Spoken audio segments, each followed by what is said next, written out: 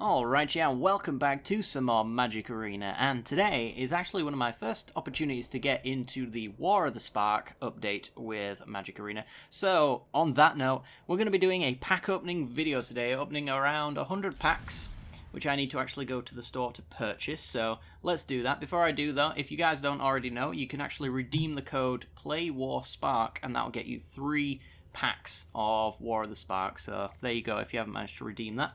Enjoy. So we're going to be opening up 90 packs right here. We get ourselves Tezzeret Master of the Bridge alongside that, 2 copies of that. I'll get into that eventually. So let's do that right now. Boom. Hell yeah, 90 packs. And I also have 10 more left to open as well that I purchased with gold. So 100 packs total. It's going to be fun. So I'm going to go through the rares and the mythics as we go along and talk about their kind of impact on Constructed to the best of my abilities, of course, because the set itself is kind of a format warping kind of thing. We've got gods that just refuse to die now. A lot of planeswalkers are going to be flying around, so it's really hard to tell what is going to be tier 1, tier 2, tier 3 over the next couple of weeks, but I'm just going to talk about maybe these cards in a bit of a vacuum as far as Constructed is concerned. Not so much Limited, because I tend not to play it, and when I do talk about Limited, these videos go on for 9 hours. So, without further ado, let's not waste any time. Let's go get into the pack opening, shall we? 100 packs, here we go. Oh, it also should be noted, well, I'll get to it in a second.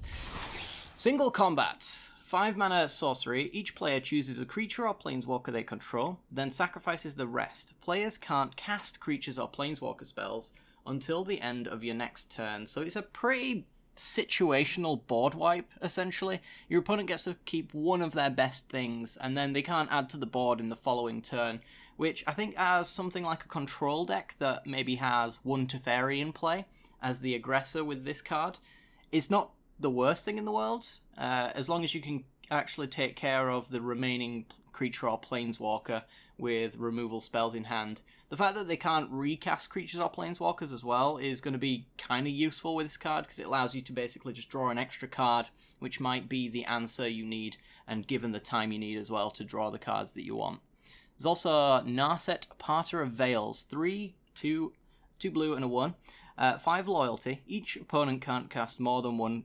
Can't draw more than 1 card each turn. So useful against control decks, I suppose. They like to draw a lot of cards, maybe combo decks and things like that as well. It's also useful in emergency powers as well. If you're going to run Narset in emergency powers list, when you actually make them redraw 7 cards, the passive ability here stops them from doing that. So yeah, emergency powers is a good way to draw up to 7 and then empty your opponent's hand, which is pretty sweet. She also has a -2, look at the top 4 cards of your library, may reveal a non-creature, non-land card from among them, put it into your hand, and the rest on the bottom of your library in a random order. So, I don't think this card is going to be really playable in Constructed. Outside of a few fringe decks, as I mentioned, like Emergency Powers can have some fun with this, but I don't really know what slot they remove for it. So, yeah, you might see this a little bit, but it's not going to see much play, I wouldn't imagine. Huatli, the Sun's Heart, 3 mana, 7 loyalty planeswalker. Each creature you control assigns combat damage equal to its toughness rather than its power. So we've basically got another Arcades effect, or High Alert effect anyway. Also the -3, gain life equal to the greatest toughness among creatures you control, is pretty decent in a High Alert list, because there's a lot of durdling going on and not enough killing of creatures. So like a -3 gain 5 life because you've got a Wall of Mist isn't the worst thing in the world. 7 loyalty also makes it kind of difficult to kill as well.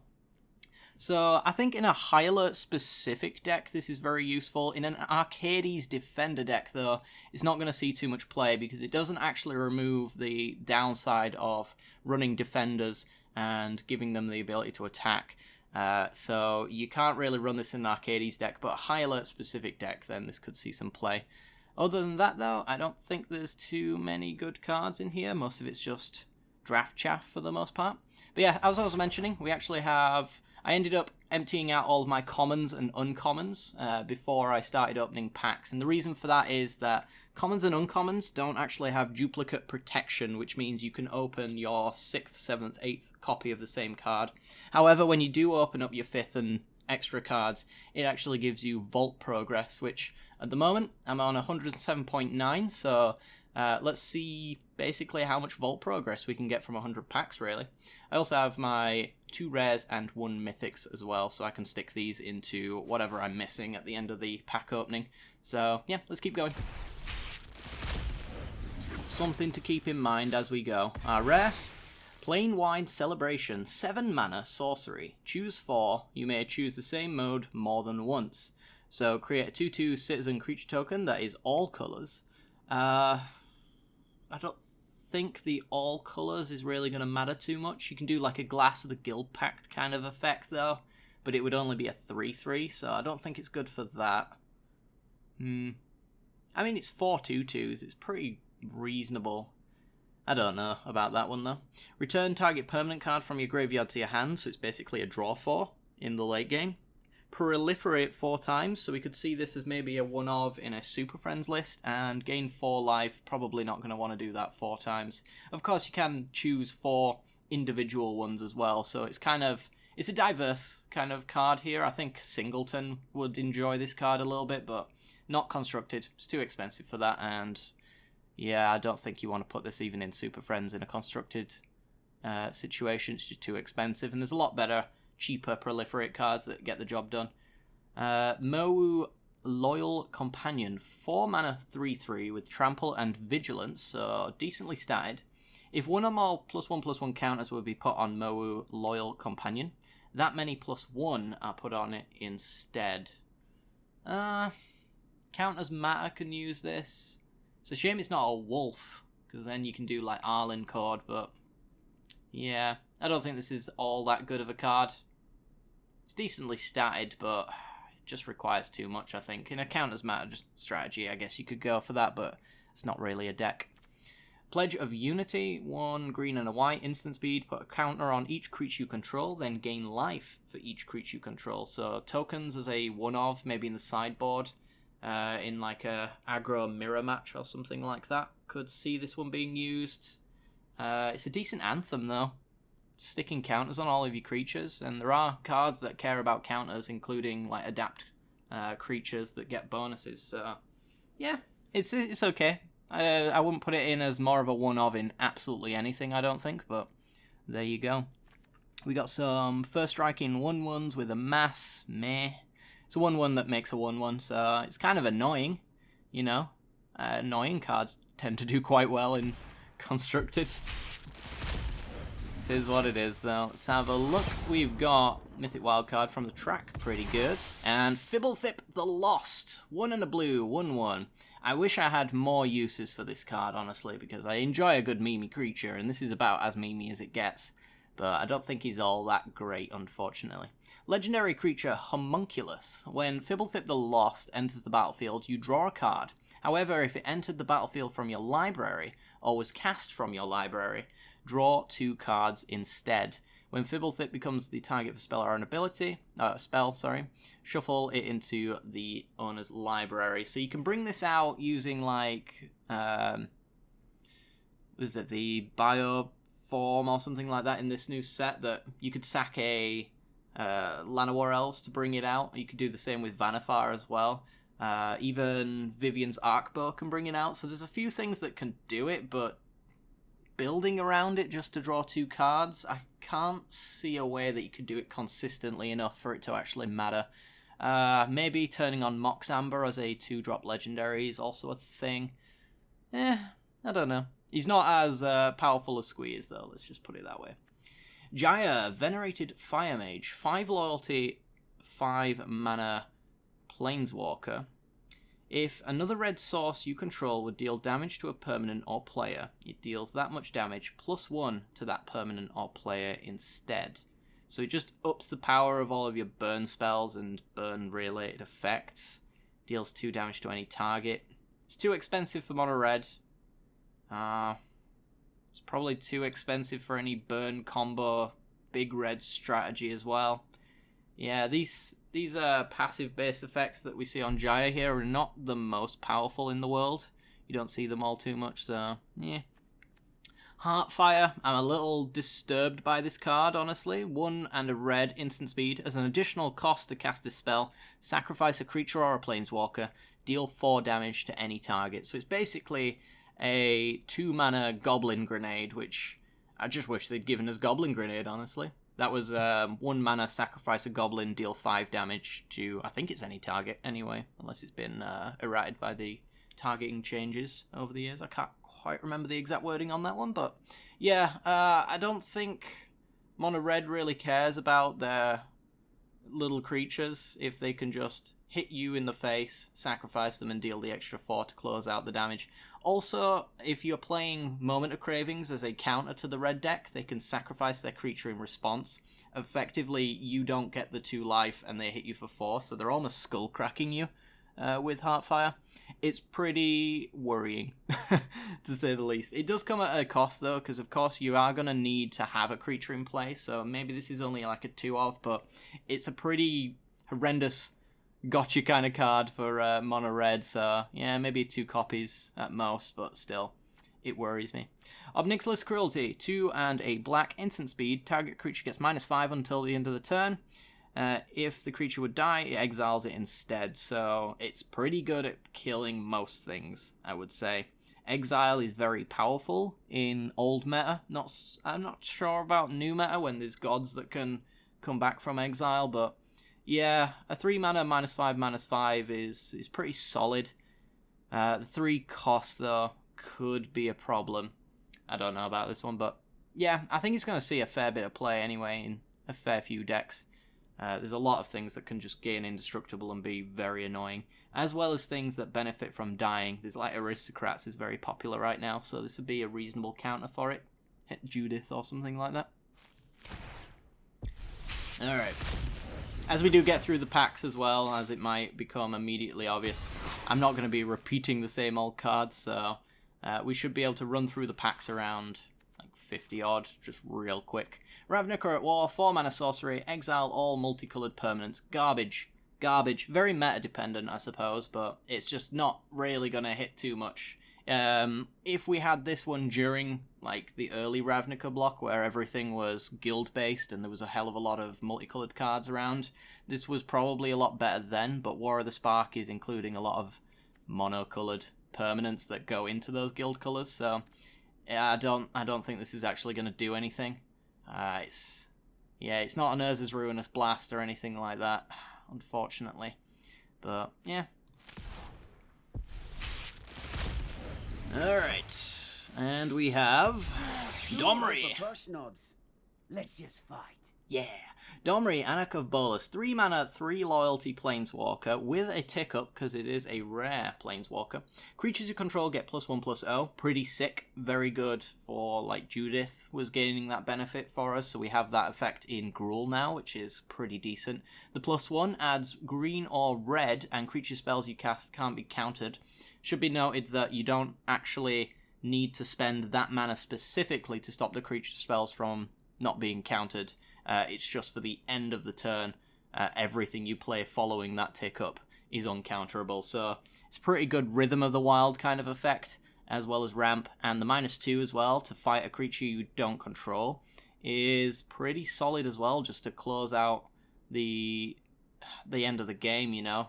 Because even getting that extra power off of the Domri passive there is pretty solid at just improving his fight capability. So yeah, I really like this card in like a Gruul aggro deck. It almost exists anyway with the Gruul Warriors list. So yeah, I feel like this is going to see quite a fair amount of plays. Very good aggro strategy.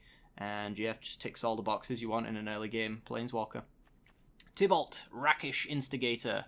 2 and a red for a 5 loyalty Planeswalker. Your opponents can't gain life. Maybe a 1 or 2 of in mono red. The only reason I wouldn't put it any higher than that is because it doesn't really deal too much damage, so you're taking a damage burn spell or a pretty hasty creature out of the deck to put this one in, but if you play mono red in best of 3, then this is going to see some play, especially in that. At the very least, best of 1, not entirely sure about that one though.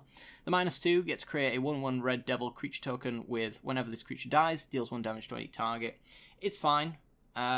It's devil doesn't really matter, color doesn't really matter, and yeah, it's just basically a Torch Fiend, and that sees a little bit of play, but not too much at all. Maybe in like a Rakdos aggro deck, you could see this being played So get Judith in there for lots of pings and stop them from gaining life. Just add more creatures that benefit from dying, that kind of thing. So, yeah, it is what it is. I don't think there's anything in here, is there? No, not really. Sorin's Thirst, I suppose. Once Moment of Craving goes out, this is going to be that kind of card's replacement. The double black, though, makes it very difficult to play outside of mono black decks, though. Alrighty then. Widespread Brutality. 1 black, double red, sorcery speed. Amass 2, where Amass is create a 0/0 black zombie creature token with counters equal to the amass amount. So you make a 2/2. And then the army you amassed deals damage equal to its power to each non-army creature. So you have to specifically amass the right creature in order for this to deal extra damage. So in an amass deck, which I'm not sure is a thing in constructed at the moment, since you can only create 1 army token essentially. Yeah, I'm not entirely sure this is going to see too much play. It's a 4 mana deal 2 to each non-creature with a hard cost. So Fiery Cannonade is kind of better as a floor card. It's 1 less instant speed. I don't know if the amass token is going to really matter, but if you are going an amass strategy, you can get this much higher. You know, if you have the 2 mana enchantment that amasses 1 every single turn, then this ends up being an amass 3, and a 3 damage to each creature is definitely playable. So, yeah, it's going to be situational. It's going to be in a very specific deck as far as board wipes are concerned. And, yeah, if you're amassing, I guess, killing every other creature on your own board is not really a problem half of the time, I wouldn't imagine. Interplanar Beacon. Whenever you cast a planeswalker spell, gain 1 life. Probably irrelevant. Adds 1 colorless, or you can filter this land and another to add 2 mana of different colors to spend this mana only to cast planeswalker spells. So it's kind of awkward to cast monocolored creatures, monocolored planeswalkers, sorry, like Arlinn. It could be awkward in that sense, but it's decent enough mana fixing. If we're going to do singleton, then this is definitely going to see the play. The life gain's probably not relevant, though. There's a lot of planeswalkers these days have a way of defending themselves, so, and even gaining life, actually, a few of them. So yeah, I'm not sure this is going to be... I don't think I'd play this in a constructed deck. Maybe as a one-of, perhaps, just in case, a hedge to make my mana better, but there's so many better lands, honestly, I wouldn't bother.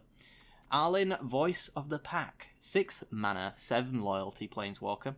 Each creature you control that is a wolf or a werewolf enters the battlefield with an additional 1/1 counter on it. Yeah. So it makes 9 points of wolves on its own, which is fine. But a 6 loyalty planeswalker that only makes a 3/3? Yeah, I think we all know where that one's going.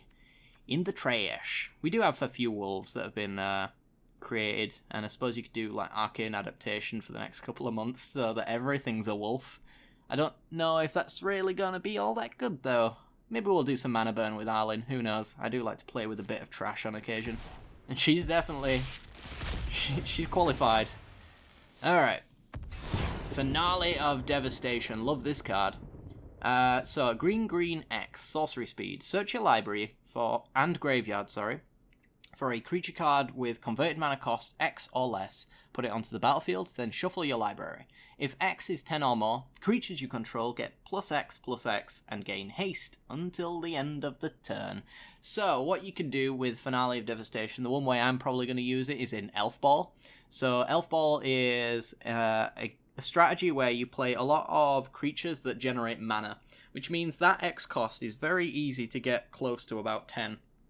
So you can empty out that X, hit 10, all of your creatures get +10/+10 until the end of the turn in haste, turning them into absolute monstrosities, as well as being able to pull a card. So I could see maybe running a single copy of like Endray's Forerunners in Elf Ball, so that you could grab that. That gives you a Vigilant 7/7 that gives all your creatures +2/+2, and Trample, I think.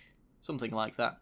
You could pull that from your deck. You can also reanimate creatures as well, so if you've lost maybe your Beast Whisperer or any of your other cantrip-based creatures, or your big mana dork like Marwyn, you can reanimate from the graveyard. So reanimating green is very interesting, and I think it's going to see a little bit of play, but again, it's probably in a fringe deck, honestly. God Pharaoh's Statue. 6 mana, legendary artifact. Spells your opponent's cast cost 2 more to cast. At the beginning of your end step, each opponent loses 1 life. It's fine. You know where I could see this being played? Cascade constructed. So get this on your top end, and then all of the cascades cost 2 more to cast, so they're no longer free. So, hello, prison again. Woo! I love prison. It's great. But this card, honestly, is not great. At 6 mana, taxing your opponent by 2 is just not really going to do anything, I don't think. So, yeah. Unless they're cheating out cards for free, then it's not great. Not great at all. Jace's Triumph, 3 mana sorcery, divination, draw 2 cards. If you control a Jace Planeswalker, draw 3 cards instead. So Self-Mill could maybe use this, but I think there are probably better ways to go about that, to be honest. Yeah, it's a divination on its face, and not too much more on having Jace. Yeah, I don't like it. I don't like it at all. A proliferate 2 mana creature is meh, and that's basically about it. I think the rest are pretty crap. Moving on, we have Command the Dread Horde. I love this card for its jank potential. 6 mana, 4 double black, sorcery. Choose any number of target creature cards and or planeswalker cards in graveyards, so mine and my opponent's. Command the Dread Horde deals damage to you equal to the total converted mana cost of those cards. Put them onto the battlefield under your control. So, how do we use Command the Dread Horde? Well, we can have a few effects, actually. Things like the Wanderer, which is a 4 mana planeswalker that says prevent all non-combat damage that would be dealt to you. So, if the Wanderer is in play, you can use Command the Dread Horde to reanimate every single creature and planeswalker in every single graveyard, and you take nothing. You just completely empty the graveyards for nothing. It's pretty sick. To be honest, though, I mean, a 6 mana reanimate whatever you want and deal damage to yourself could be useful just on its own. You could use this strategically anyway without the Wanderer, so you don't really have to cheat this card, but it is cheatable.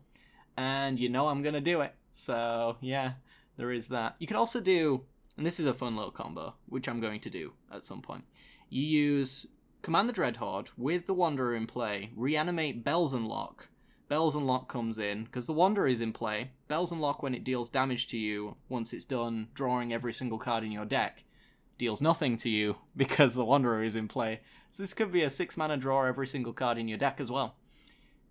Yeah, it's cool. I like it. You could also get back both the Wanderer and Bells and Lock as well. Take 10 if you've got 10 life left, and that's your combo assembled for when Bells and Lock goes off. I have many ideas. For that card, so expect to see it. Merfolk Skydiver, 2 mana 1/1 flying. When it enters the battlefield, put a counter on a creature you control. So it's a 2 mana 2/2 flying Merfolk. It proliferates for 5. Yeah, unplayable. Very much unplayable. Return to Nature. Exile a card from a graveyard. This could see some sideboard play, potentially. I mean, if you look at Naturalize, it's basically a better version of that. And it's got sick art as well, so if you're into art, you can play it for that alone. But yeah, just adding on Graveyard Hate to the mix could be okay. I think there are better cards to play, though, honestly, but, you know. Makeshift Battalion, 3/2, whenever 2 other creatures attack, put a counter on it. Yeah, I don't think so. And then there's Spark Harvest, which is like 5 mana, kill a planeswalker, or 1 mana and kill a creature. Meh. Again, there's like Elder Spell. There's so many better ways to deal with planeswalkers right now. Spark Harvest isn't exactly one of them. Moving on. Ooh, got another rare. We have Role Reversal. Exchange the control of 2 target permanents that share a permanent type. So swap a creature with a creature, swap a planeswalker with a planeswalker. I can't see much use as far as breaking this card is concerned. There isn't really any cards like the old Harmless Offering combo that you could really do here. There's nothing you can put in play and switch with your opponent that then hurts them. So it's just not good. I mean, you could swap a 1/1 Goblin token with your opponent's Hydroid Crisis, but it's really situational. It's just not going to see play at all unless the next set reveals something to start swapping around, and then I will absolutely play it at that point. Bond of Insight, 4 mana, sorcery. Each player puts the top 4 cards of the library into the graveyard, return up to 2 instant sorceries from the graveyard to your hand, exile it. There are better cards, and yeah, I don't think Self-Mill even wants this. Meh. It's too expensive, sorcery speed, too slow, doesn't do enough. Challenger Troll, 5 mana, 6/5, each creature you control with power 4 or greater can't be blocked by more than one creature, that is meh. Moving on. New Horizons gets a reprint and has better art, subjective of course, but you know. New Horizons pretty solid. I can't remember if Gift of Paradise is rotating out, so this could be useful. Turbo Fog can live on with this print, I guess. At least for a little while, until Teferi goes. Yeah. Actually, no. I suppose if Teferi goes, you've lost your... Yeah, New Horizons is okay. It's fine. It has adapt synergies, but I think most of the decks that are running it right now actually do rotate at the same time as the old New Horizons print. Yeah. I'll have to look into that. Vraska, Swarm Eminence. 4 mana, 5 loyalty planeswalker. Whenever a creature you control with Death Touch enters the battlefield, put a 1/1 counter on that creature. It's a meh from me, dog. -2, create a 1/1 black assassin creature token with Death Touch. Whenever this creature deals damage to a planeswalker, destroy that planeswalker. That's pretty good.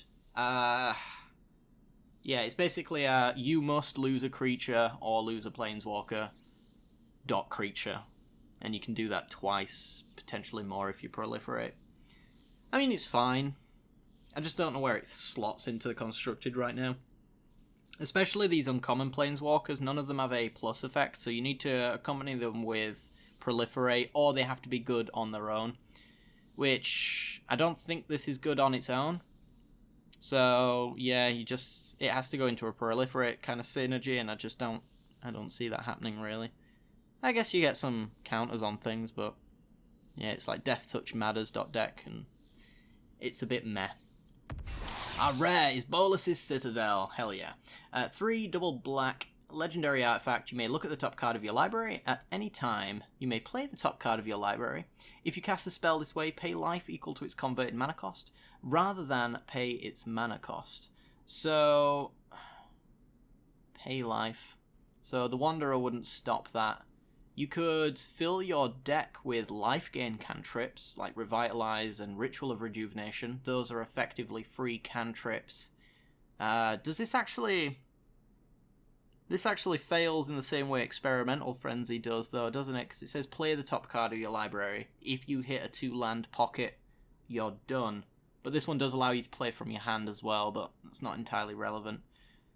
It's an interesting one. I think there are things to do with this one. Also, sacrifice 10 permanents. Each opponent loses 10 life. So you have to do that twice.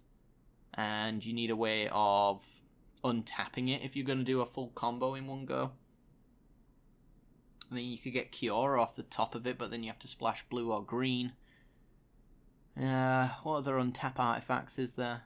There are a few Dominaria options for untapping artifacts, I think. You can also take up with Khan and turn it into a 6/6. That's never going to happen. I'm going to have to play around with this one. I'm sure there's a combo that I'm not thinking of. And yeah, it's going to be fun. It's probably mana burn related though, so I wouldn't get your hopes up about that being constructed at all. 4 mana 3/2, that makes a 2/2. Seems fine, not great. Band together, up to 2 target creatures each deal damage equal to their power to another target creature. So it's a 3 mana instant double fight. So I think in my mono green Stompy Singleton list, I'll probably end up running this, because you can basically take care of some big stuff without losing your creature as well. Instant speed is also very nice. So I think Singleton would use this. Constructed, not so much. It's very situational for this to be better than like Rabid Bite or something like that. So yeah.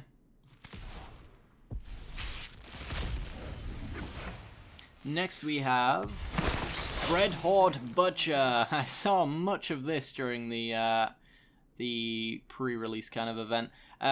So we've got Rakdos colours, black and red, for a 1/1 with haste. Whenever Dreadhorde Butcher deals combat damage to a player or planeswalker, put a counter on it. So when it attacks, it becomes a 2/2 after dealing damage. And when Dreadhorde Butcher dies, it deals damage equal to its power to any target. So I'm sure most of you are aware at this point that this card is actually part of a 3-turn combo kill. I believe it's turn 3.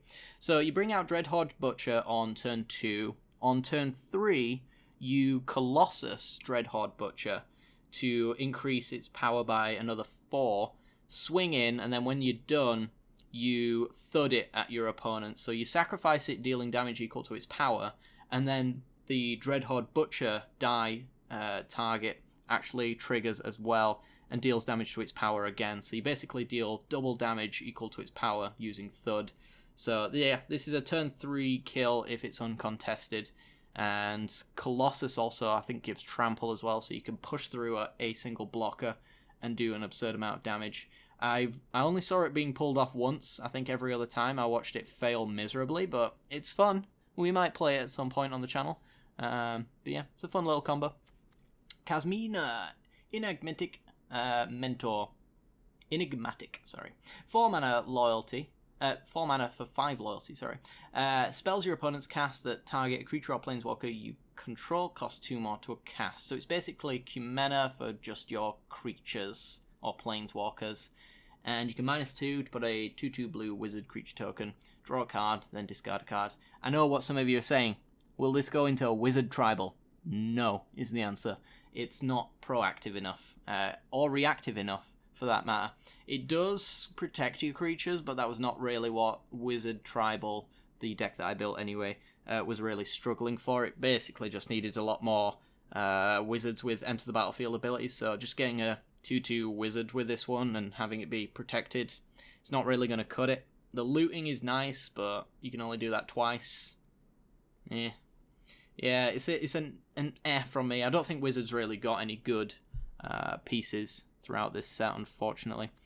Giant Growth is interesting, with Feather, which hopefully we'll see later on, because I do want a couple of copies of her.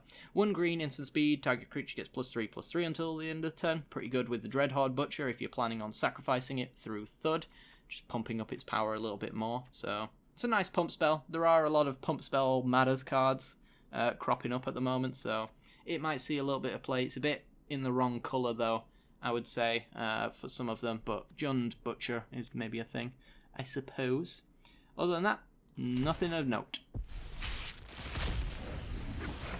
Next we have... But we could be much greater together. Thank you, Johnny.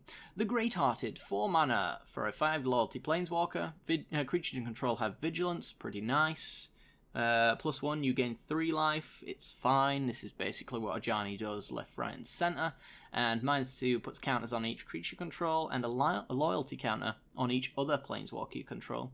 So you could do this in kind of a Super Friends-esque deck, I suppose, to pump up your other planeswalkers. I probably wouldn't do that, though, because it also, to be good, requires you to run a lot of other creatures, and from my experience, a lot of Super Friends decks end up being board wipe tribal splashing planeswalkers, so you don't really have creatures for too long unless the planeswalkers themselves are generating creatures, so it could see a little bit of play. The +1's underwhelming.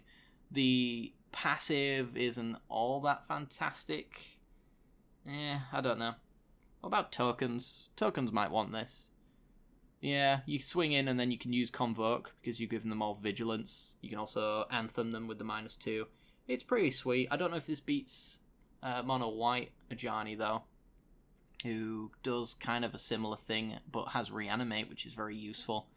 It's fine. I don't know if it'll see play, though.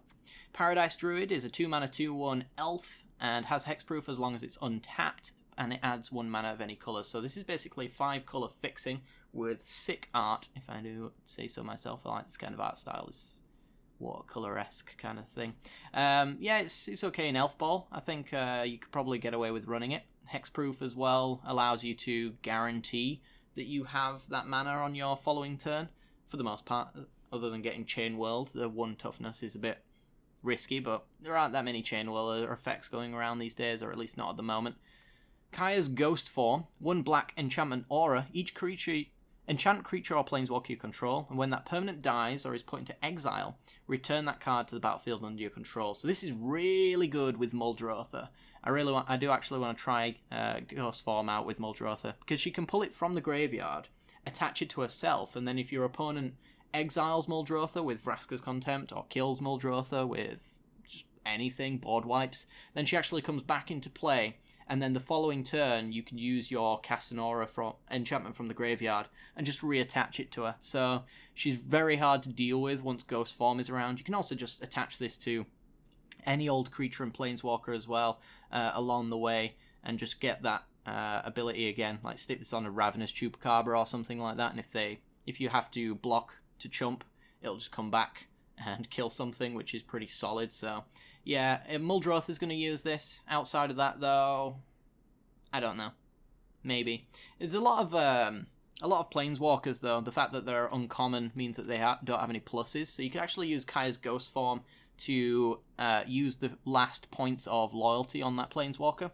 The only problem is a lot of them are set up so that they minus perfectly in order to have like one loyalty left, which means you can't actually minus any more, but the passive stays in play. So you can't even by your own hand kill a lot of the uncommon planeswalkers that you'd want to attach this to. So it's kind of situational in that. I don't know if it's going to see play outside of Muldrotha, and I don't know if Muldrotha's going to see much play either. So yeah, but this is definitely a piece for that deck. Other than that, we're going to move on. Emergent Zone. You may cast spells this turn as though they had flash. Pretty good in Wilderness Reclamation decks. You can cast literally anything as though it had flash as well, so creatures, enchantments. This has a lot of uses. It's very much a combo kind of card though, so it's not going to see main deck play in a lot of decks, but there's a few things you could use it in, and it's not too much of a cost to put into your deck. It's just adding a colorless card, so any 2-color or less deck can run this one. But yeah, Wilderness Reclamation is going to love this card. It basically turns your sorcery speed win cons into instant speed, so you can take advantage of all of the untaps. It's going to be fun. Living Twister, red, and green for a 2/5. You can pay 1 and a red, discard a land card. Living Twister deals 2 damage to any target, and then you can return a tapped land card to its owner's hand. So if you've got Crucible of Worlds out, at least until it rotates, discarding land cards is going to be a legitimate strategy. You just discard the land and play it from your graveyard and just shock your opponent. So that's kind of useful. The green return a tap land you control to its owner's hand is a somewhat reasonable ramp strategy as well. You can tap a land with, say, the new Nissa in play, who adds extra green from a tap land, bounce it, replay it, tap it again. It's a nice way to ramp if you've not actually got a land drop to make. So other than that, though, it's probably not going to see any constructive play. It's going to be very situational. It's going to see play in Commander, though, with the Omnath decks that have landfall and things like that. This is definitely going to be a staple in that deck, but we're not here to talk about Commander, because unfortunately, they haven't implemented it yet, which sucks. But, yeah. Ral's Outburst.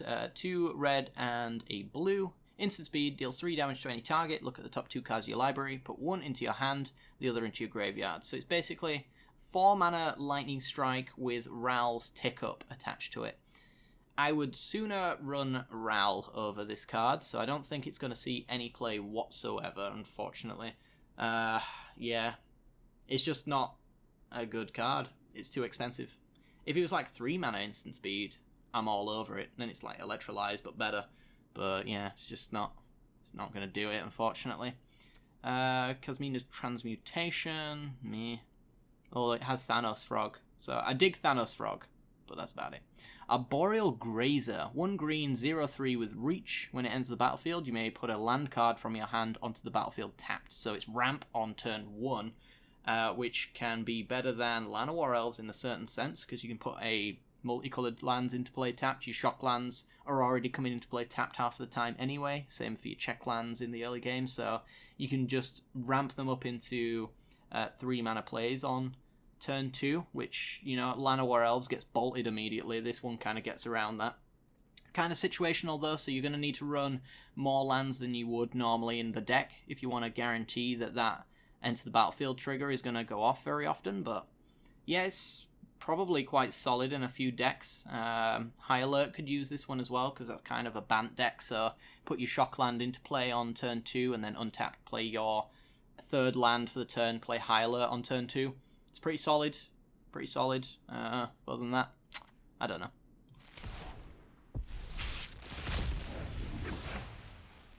Kaia, Bane of the Dead, 6 mana. Again, I don't think this Kaia is all that good.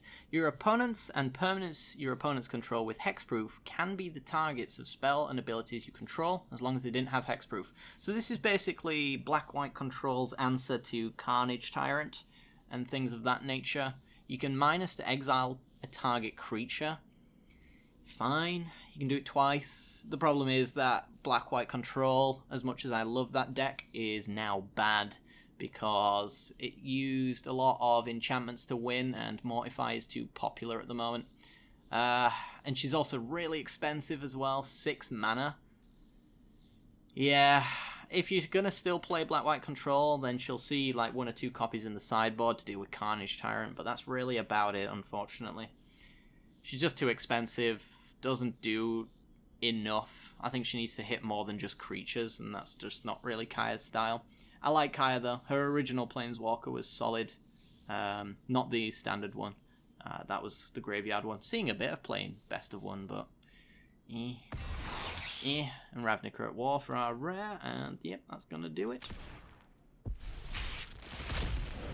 Hitting the duplicants now.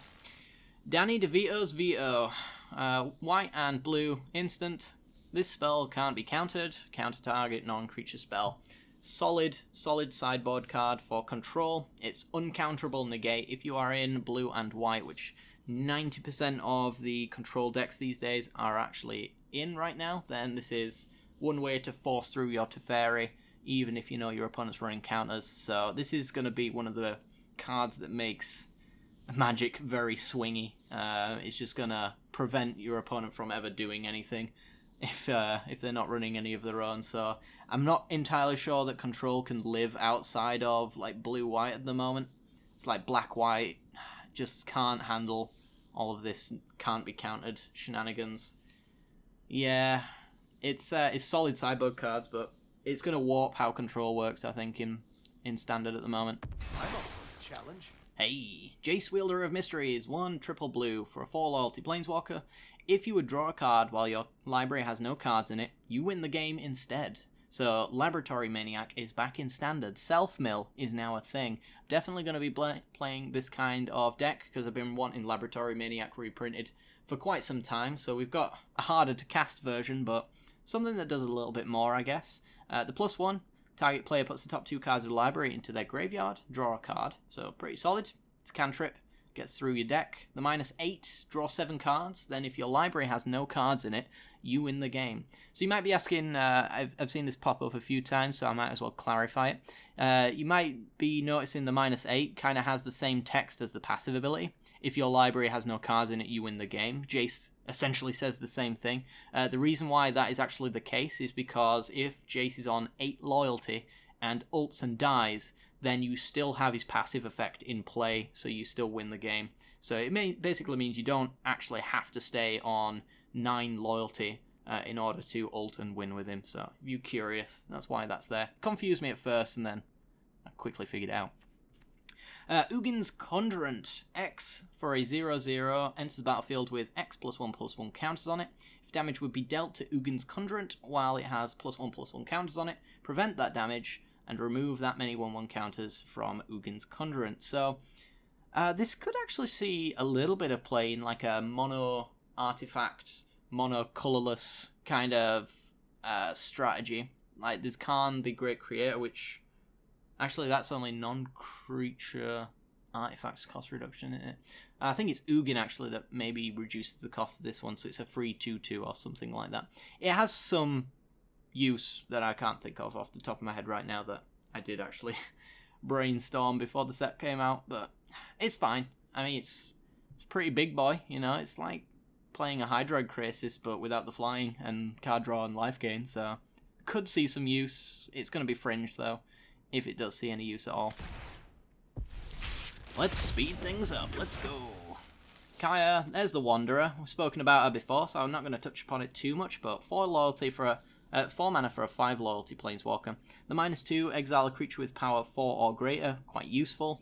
And the prevent all non-combat damage that would be dealt to you and other permanents you control is very useful as well. It's very much a combo card, so expect to see this one pop up quite a little bit on my channel, because I do love combo. It's my favourite archetype, so yeah, we're going to be playing around with the Wanderer. She has a lot of uses. If a card says it deals damage to you, that gets prevented, so things like Bells and Lock and the Knight, the 3/2 that draws you a card and deals 1 damage, that would prevent it as well, so lots and lots of combo potential there.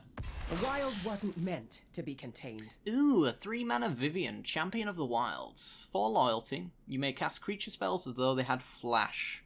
So, pretty cool. Excuse me. +1 until the end of the turn. Up to 1 target creature gains Vigilance and Reach. So, it's a decent way to protect your Vivian if you have a creature in play. Basically, nothing can hit it, as well as it can attack as well. So, kind of useful, but it's a +1 that can potentially do nothing if you have no creatures in play. The flash, though, also allows you to protect Vivian as well if you're setting it up quite nicely. -2. Look at the top 3 cards of your library. Exile 1 face down and put the rest on the bottom of your library in any order. For as long as it remains exiled, you may look at that card and you may cast it if it is a creature card. So you can -2 and get yourself a target for flashing with Vivian. You could do that twice, and she would die on the spot, though. It's kind of okay. She's not as good as 5 mana Vivian, but we're not really kind of comparing her to that, because 5 mana and 3 mana are completely separate things, so yeah, I guess she's okay. I just don't know where she'd fit. Maybe in like a flash deck for like Simic or something like that. She could be kind of cool. You know, the -2 and then get yourself the Simic counter creature. What's it called now? The 2 blue, 2 green Mystic Snake, basically. Yeah, that creature. Gateway Plaza. Enters the battlefield tapped. When it enters the battlefield, sacrifice it unless you play... Oh, it's just the same. Gateway Plaza with a reprint. Yeah. So he plays in gates, obviously. I thought it was a different one for a moment. Invade the city. 1 blue and a red. Sorcery. Amass X, where X is the number of instants and sorcery cards in your graveyard. So as somebody who used to play Rise from the Tides a lot, when that was in Standard, I like this card. It's very build around. Maybe Drakes could use it, because they get a lot of instants and sorceries in the graveyard. But I don't think you play it over any particular Drake. It kind of pumps up the other Drakes, though, being a sorcery in itself, so maybe you play it over Terramander, maybe, perhaps. But yeah, you have a lot of potential here to amass a crazy amount if you're playing this in a combo strategy. Maybe even if you copied it, then you get to double amass.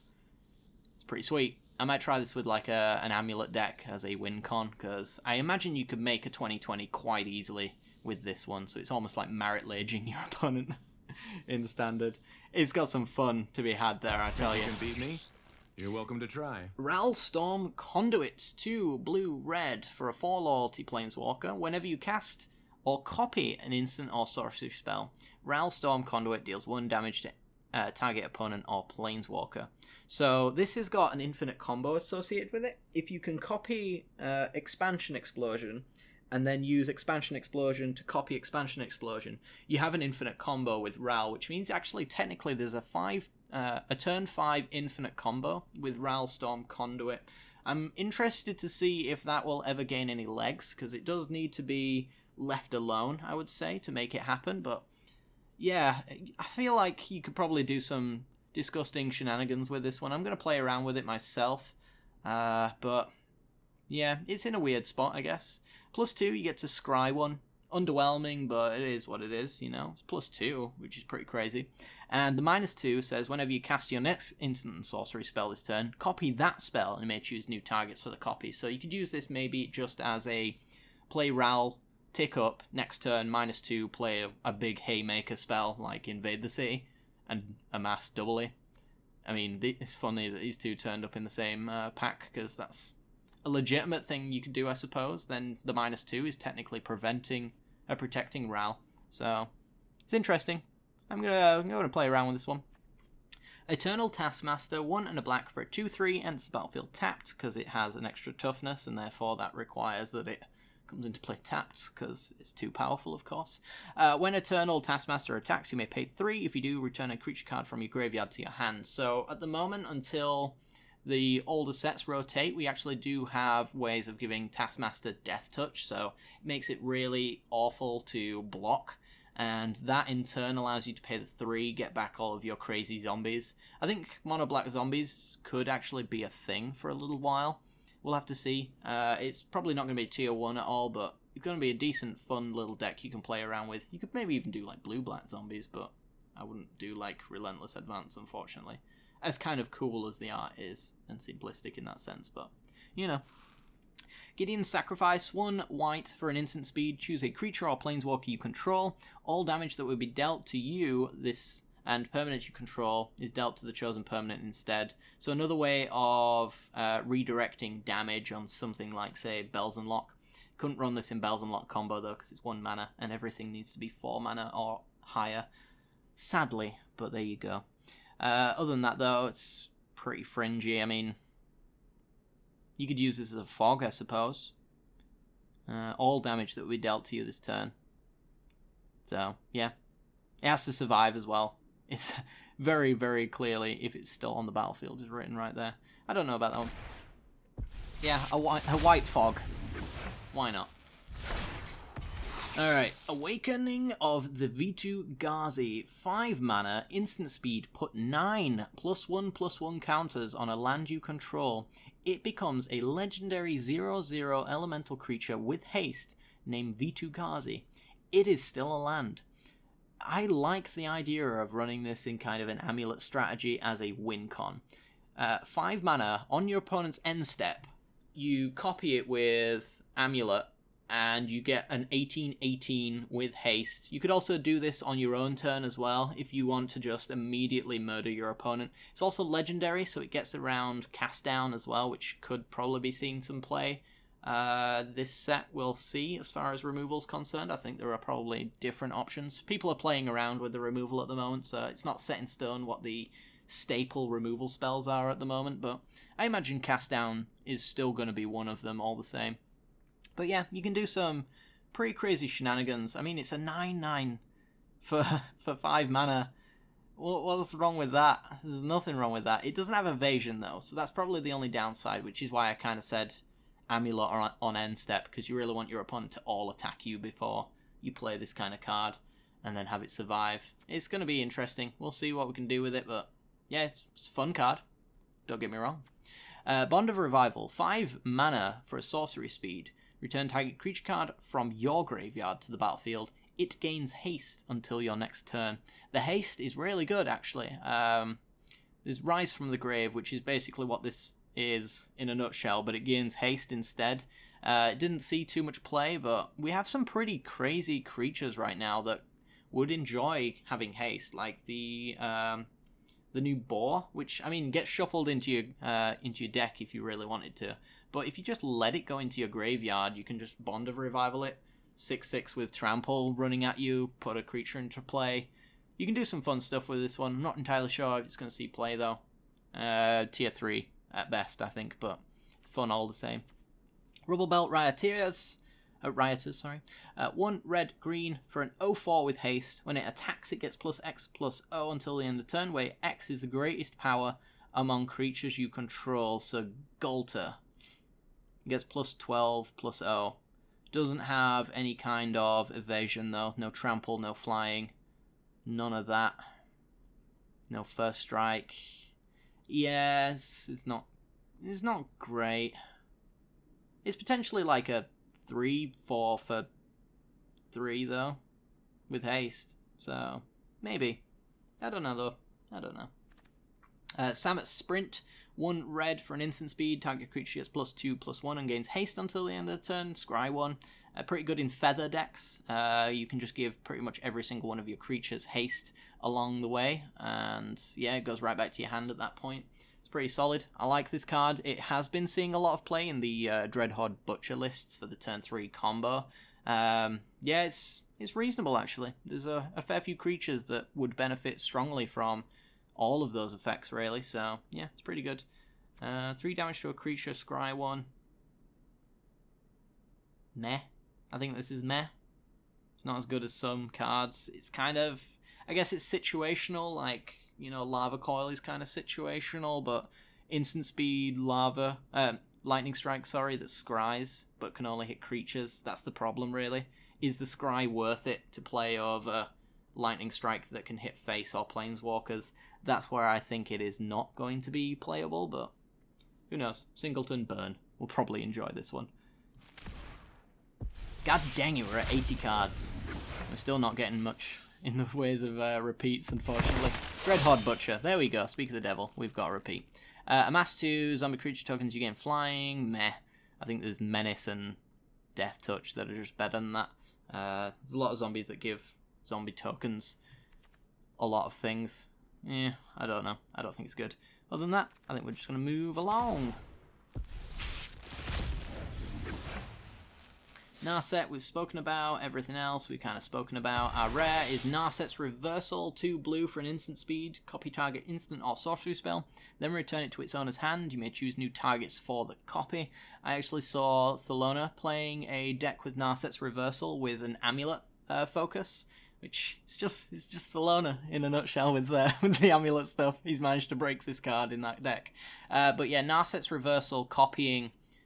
being copied, you could do basically play whatever's in your hand infinitely. Well, not infinitely, but you never actually lose the card into your graveyard at all, because Narset's Reversal's copy redirects it to Narset's Reversal, which means Narset's Reversal comes back into your hand, and then the original target of the reversal, you also bounce that to your hand as well. So you could do something like Nexus of Fate and Narset's Reversal with a copy, put Nexus of Fate back into your hand instead of into your deck, and then you've got yourself an infinite turn combo right there.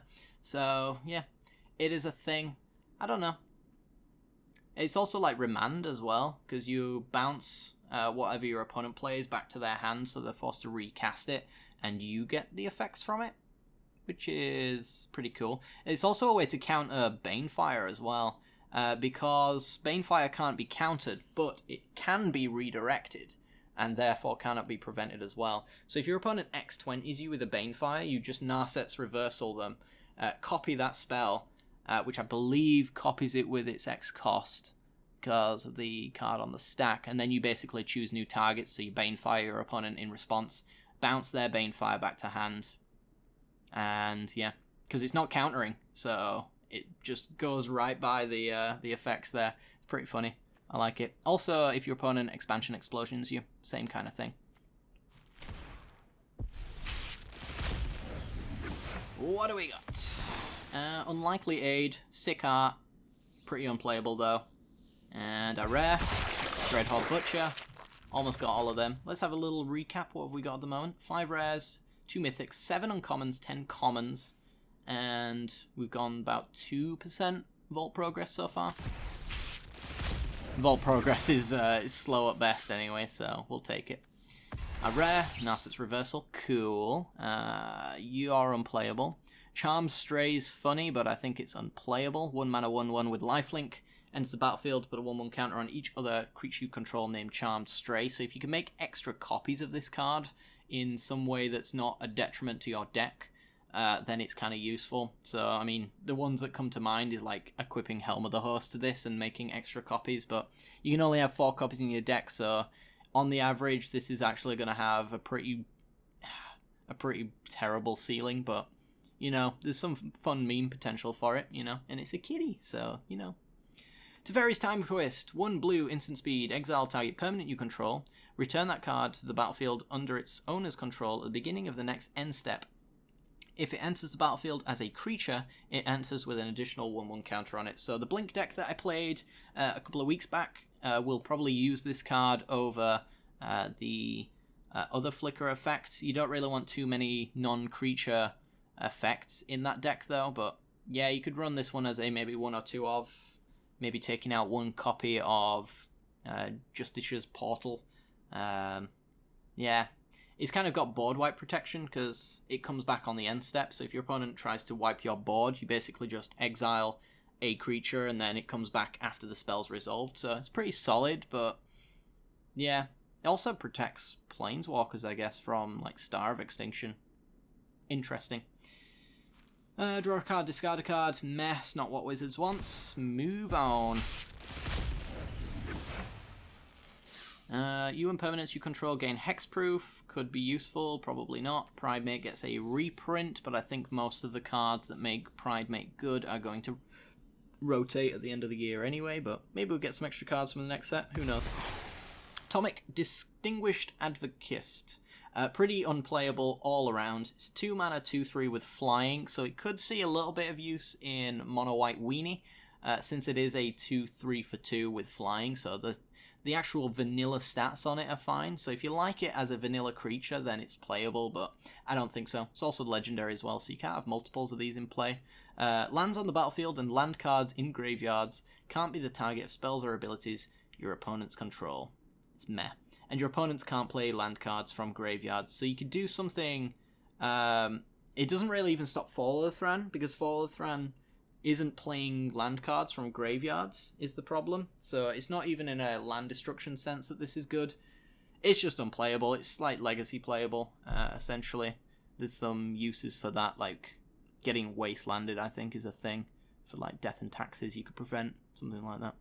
But yeah, other than that, not so much. Moving on. Beacon, Alencord, No Escape is a 3 mana instant speed counter target creature or planeswalker spell. If that spell is countered this way, exile instead of playing into the graveyard, scry one. There are better counters, and yeah, I just don't see this one being played at all. Maybe mono blue tempo in a sideboard at a push, depending on how the meta shapes up, but I don't think so. I don't think so at all. Mana Geode, 3 mana artifact. When it enters the battlefield, you get to scry one, adds 1 mana of any colour, so it's a manalith that scries, so we got an upgraded manalith, I suppose, and as you can tell, we're adding yellow mana to the format later down the line. That's going to be pretty cool. Yeah. Is that going to be like acid? We got mountain, forest, island, just acid rain. Something like that. Who knows? Lava World, maybe. But yeah, it's fine. It's a 3/3 with Khan the Great Creator. Might see some play there. I think there's some better artifacts that you want to use that for. Other than that, our rare is actually a Mythic Wild card. Pretty solid. That's whatever I want it to be. Good stuff.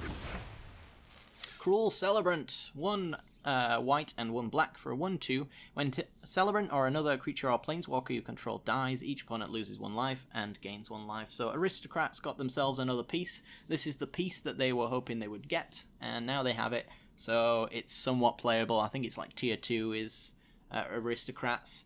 So you got this, you got Judith, as a lot of things dying. You've even got Bontu to zack your entire board, which this will trigger for. Even Teysa will double trigger Celebrant. It's really good if you can get the Aristocrat shell going. Who knows if that'll be the case, but, you know. I wonder if you'd even run it in Vampires. I'm not even going to entertain that idea. It's Vampires. Rare wildcard, pretty solid. And, yep. We've got an Amass 1 Dispersal, sure. How many ways can we make Dispersal? I've seen all of those. Our rare is another Ajani. Go away, Ajani. Go away. Crunch. That's all I'm going to say on that one, is crunch.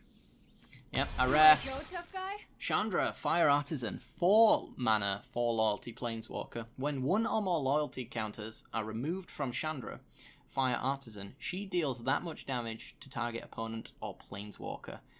So this, I think it could see a little bit of play in mono red as a way to just close out the game.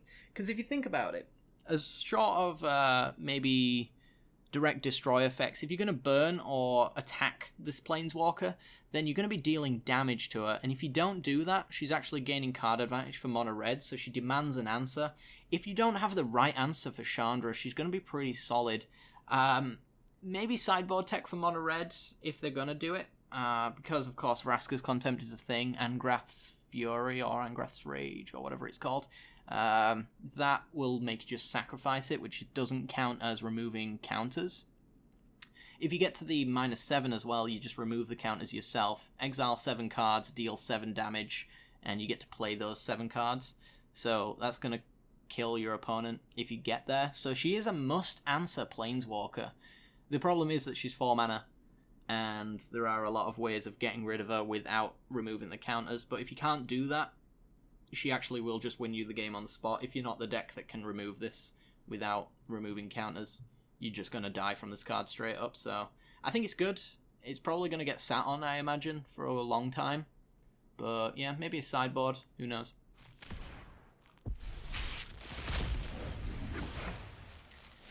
D-Spark. Now then. D-Spark. 1 white, 1 black, instant speed, exile target permanent with converted mana cost 4 or greater. This kills every single Planeswalker that matters. It kills all of the Ixalan's Bindings and Conclave Tribunals. It can hit flipped lands that are like Amulet and things like that. This has a lot of targets. Now, it doesn't hit little things like tokens and small creatures, which, you know, we can't really hit History of Benalia with it, but I think this hits enough to be really good. Maybe sideboard tech against like Planeswalkers, just so you have some cheap stuff if you're in the Orzhov colours. Other than that, though, I don't know. I don't think this is main deckable. There's just too much, I think, that it doesn't hit to make it main deckable, unfortunately. Over here! And we got a Chandra again. Cool. 5 mana, exile a creature and proliferate. It's draft chaff. Hey, Angrath Rampage, we were just talking about you. 1 black, 1 red, sorcery speed, choose 1. Target player sacrifices an artifact, a creature, or a Planeswalker. So, the way I see this one being used, I think it's reasonable in a certain meta. So, the targets themselves are very odd because you can't really, realistically sacrifice a specific creature. If they've got 1 creature in play, sure, but if they've even got like a 1/1 in play, then they can protect their 17/17 by just sacrificing that instead. Where I do see this being used is as Artifact Hate and Planeswalker Hate, because those are the 2 kind of permanents that you will see in Constructed not being played aside one another. You know, most control decks will have 1 Planeswalker in play at all times, and even if they do have 2, they're both Haymaker-related creatures anyway, so a 2 mana removal spell for Planeswalkers is pretty good that can also occasionally hit creatures. Same thing kind of goes for artifacts. They're not really seeing play all that much, so you can maybe hit a treasure map, but if they've got a treasure token in play, then you can't hit it, so that's the downside to it. I really think that you only play this if you are trying to target Planeswalkers. I don't think that you want to be using this as creature removal, to be perfectly honest, but it's just my opinion. Demir 2/3. Soul Diviner. You can tap it to remove a counter from an artifact, creature, land, or planeswalker you control, and draw a card. I don't know. I don't know where this sees play. You don't want it in an Amulet deck, where you can gain counters on your Amulet. You don't really want to be removing counters from Planeswalkers, although I did mention, as I said, the uncommon Planeswalkers tend to be left with like 1 loyalty on them that can't be used, so maybe you could use Soul Diviner for that to kill your Planeswalkers and bring them back. Potentially. Creatures can have pretty decent counters on them. You could actually, I've just come up with this one.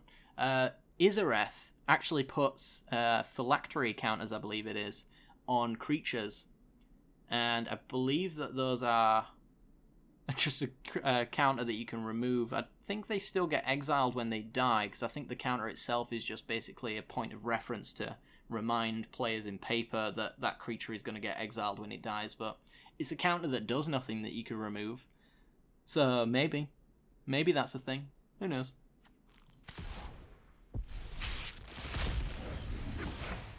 Let's see, nothing new here to talk about. Feud or feast. Sorin. Your blood is mine. Sorin Vengeful Bloodlord, 4 loyalty, 4 mana planeswalker. As long as it's your turn, creatures and planeswalkers you control have lifelink. You can +2 to deal 1 damage to target player or planeswalker, pretty mediocre, but it does allow you to get to his minus, which is the main reason to play this card. -X, return target creature card with converted mana cost X from your graveyard to the battlefield. That creature is a vampire in addition to its other types. Vampire is not so relevant in this case, but the fact that you can reanimate any creature using this card is pretty solid.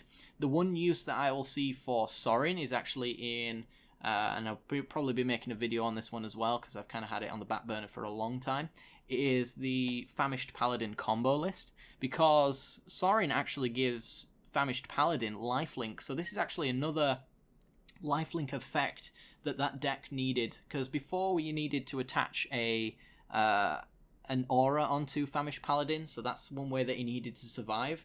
Sorin actually covers both bases really, because he gets the Famished Paladin into play for us, then also gives it lifelink, so all we really have to do on the turn after Sorin comes into play and reanimates the Famished Paladin is equip the wand and just infinitely kill our opponent, so this could be a pretty solid card in that deck. Outside of that, though, I think it's reasonable. In a mid-rangey kind of sense, you can get a lot of really nice value creatures from 4 mana and less. Yeah, I do like this card. I really wish the +2 was a little bit better, but I think if it was a bit better, this card might be a wee bit broken, but there you go. 70 packs, Jesus, rolling on 30 through. I don't even know how long this recording's been going, but I'll try to speed things up. Evolution Sage, when a land enters the battlefield under your control, proliferate. If you can get a extra landfall triggers, or you can ramp with this in play, you can ultimate planeswalkers very easily. I'm going to try and play around with that at some point, so we'll have to see. Narset's Reversal, talked about that. Demolish got a reprint, solid art, but pretty unplayable card. Moving on, 69 packs to go. This has got to have the best card in it, I'm telling you right now. Samut, Tyrant Smasher. 4 mana for a 5 loyalty planeswalker. Creatures you control have haste. Very useful, actually, for combo potential. Outside of that, I don't know, though. -1, target creature gets +2/+1. Gains haste until the end of the turn and scry 1, so it gives Samut sprint 5 times. It's fine, I guess. It just doesn't really help, I don't think, all that much. It's not really what a deck would want from a planeswalker, especially at 4 mana. Yeah, I don't know. There's some combo potential, though. Giving all of your creatures haste is very useful, so you can maybe set up something fun with that. Death Sprout, one of the best arts in the game at the moment. 1 double black and green, instant speed. Destroy a creature, search your library for a basic land card, put it onto battlefield tapped, and shuffle your library. So it's ramp and removal. It's very hard to cast, so it's not going to see play outside of Golgari lists, most likely. And I'm not sure Golgari really needs to ramp, or can really afford to have a 4 mana removal spell that's very hard to cast either. So I don't know. It's like bad Monvuli Acid Moss, I guess. Let's see what you got. Hey, we got a Ral. Wall of Runes, 1 blue for a 0/4 with Defender. Pretty good in Arcades decks and High Alert decks. I will be playing around with this one a little bit. It also scries when it enters the battlefield, so useful in setting up the mana base, which Arcades and High Alert decks really struggle with, because 3-color mana bases with a lot of shocks can be a bit sketchy when you need basically full Bant colors by turn 3. So, useful. Maybe problematic. Solves a problem that the deck needed anyway, so it is what it is. And yep, keep going. Ingress Rampage. Nothing there. And Living Twister. Keep on going. Nice, a speedy pack. We haven't had a speedy pack yet. Bond of Passion. Gain control of a creature. Untap the creature. It gains haste. Deals 2 damage to any other target. Completely unplayable. It's active treason, but a lot more expensive. And it just deals 2 damage to a thing for the extra 3 mana it costs. Yeah, how many 3 mana burn spells do you see being played that only deal 2 damage? None. That's very true. That's why it's not going to see play. Augur of Bolus, 1 blue, 1/3. Enters the battlefield, look at the top 3 cards of your library, reveal an instant or sorcery from among them, put it into your hands, the rest on the bottom of your library in any order. Could be okay. I don't think this is what an instant and sorcery based deck wants, though. It's not what Merfolk wants, and it's not what Wizards wants, so none of the tribes really matter. It might see a little bit of play, but I think I'd much rather have something like an Omen Speaker over this that scries instead of potentially draws me a card. Chandra's Pyro Helix, 1 red, instant speed, deals 2 damage divided as you choose. So it's Twin Bolt as a functional reprint. I like Twin Bolt. I don't think it'll see much play, but it's useful all the same. Wild animals are And like Vivian. people, not so much.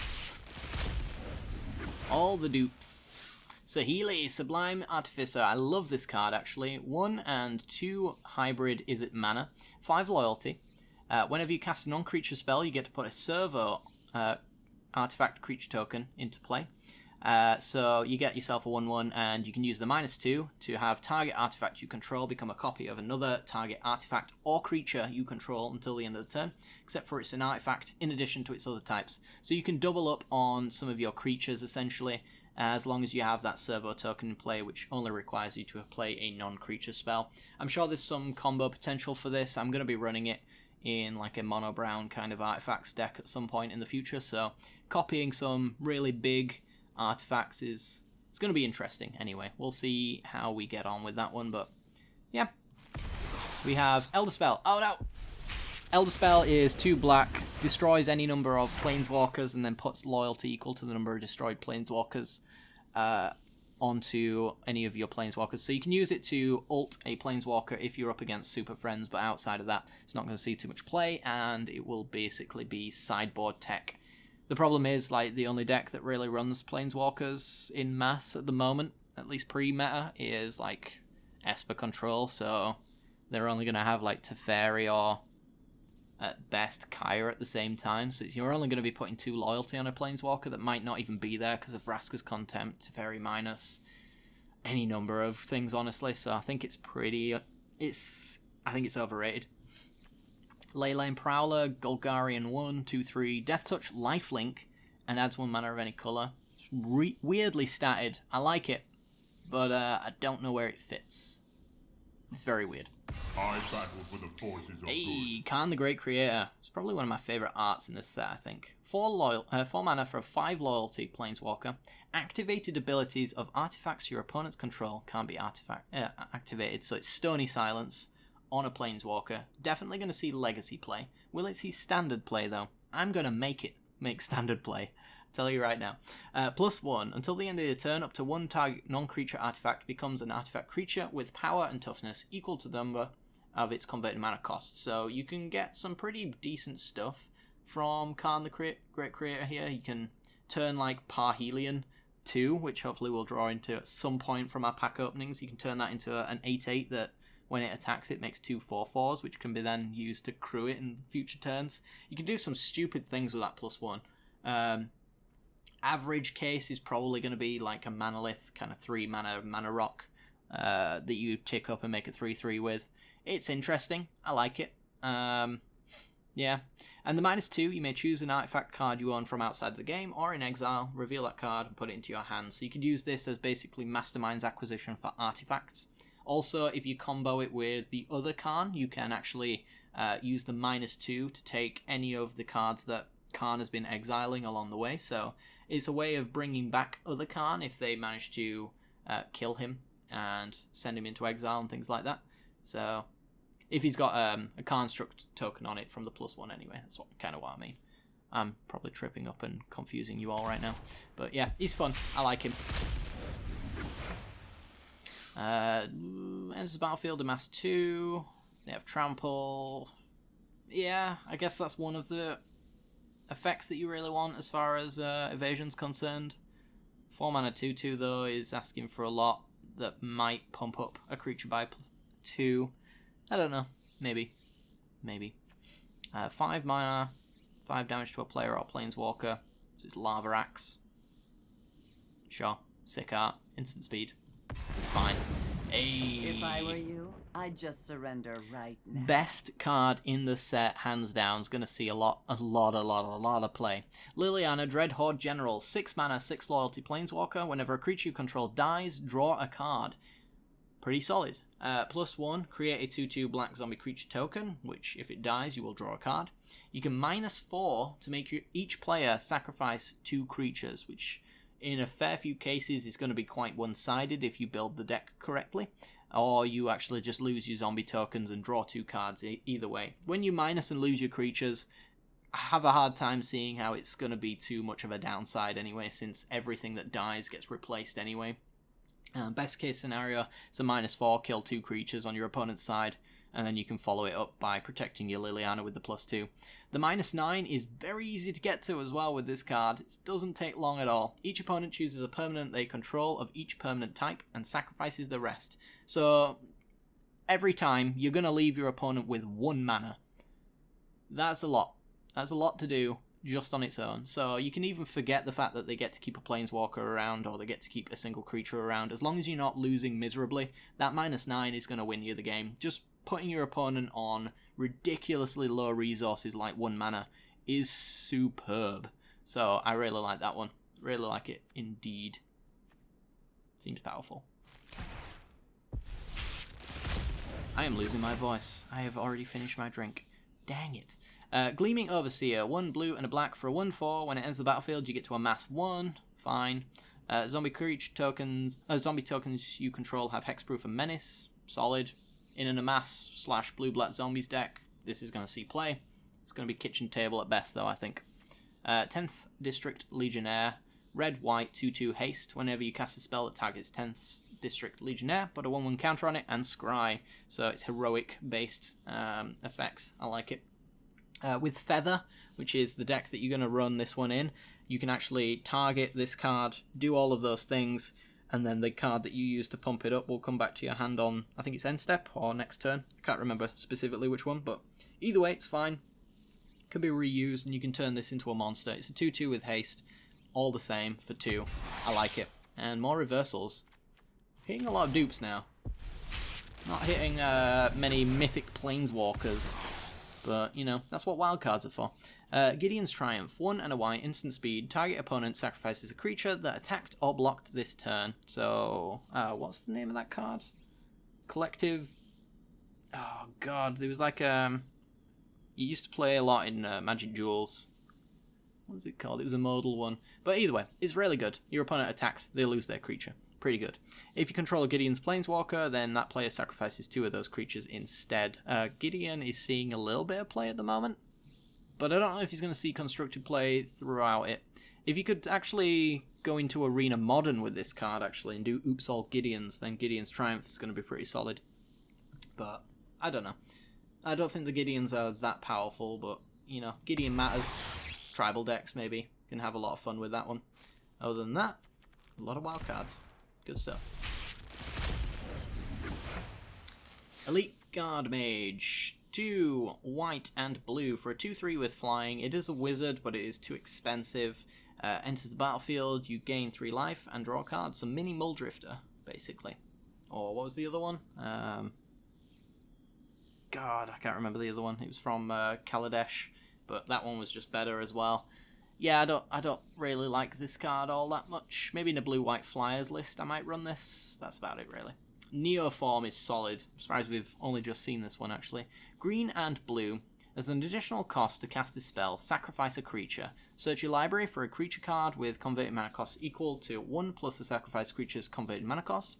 Put that card onto the battlefield with an additional 1/1 counter on it, then shuffle your library. I think somebody mentioned that the combo potential with this card allows you to Nexus of Fate on turn 3, because you actually do turn 1 Llanowar Elves, turn 2 Neoform, sacrifice Llanowar Elves, get Incubation Druid, which enters the battlefield with a counter on it, which means that card adds 3 mana, and then you have 7 mana with your land drop the following turn to cast Nexus of Fate. So there's a lot of ramp potential with Neoform, as well as getting a lot of Vanifar value as well.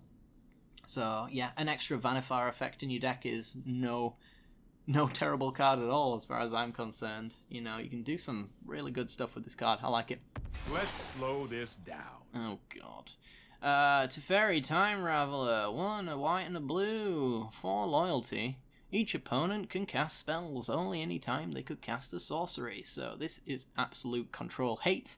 The problem is that it's going to be a control hate card that basically comes down to who draws their Teferi Time Raveler first. The other person loses. Yeah. Making your opponent play at sorcery speed is useful, though. And +1, until the end of your next turn, you may cast sorcery spells as though they had flash, so you can undo your opponent's Teferi Time Raveler with your own, which is, yeah, it's going to make control mirrors really swingy, I would say. It's going to be, oh, I have the answer, I kind of win, kind of thing. It's not going to see main deck play, but in sideboards against the control mirrors, you just want this card. You want this card to counter this card as well, so it's one of those, what's that little riddle where one of you can have the money, but both of you can't. If both of you pick it, you both die. That one. Is it like the prisoner's dilemma or something like that? I can't remember. But yeah, this card is awkward. It's good. It's really good, and that's the problem.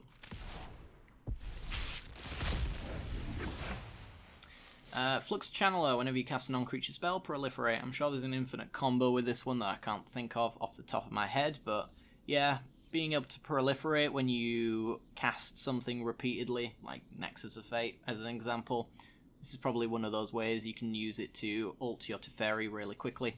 So yeah, this is gonna have some combo potential, I'm pretty sure of it. Rare wild cards, enters the battlefield, turn an online permanent you control to its owner's hands. Meh. Moving on.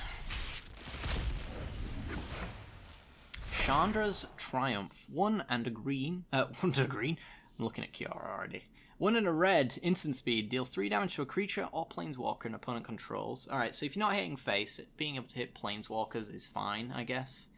So it's still downgraded Lightning Strike. However, if we have a Chandra in play, it deals 5 damage instead. So if you're running Chandra, then it's fine, I guess.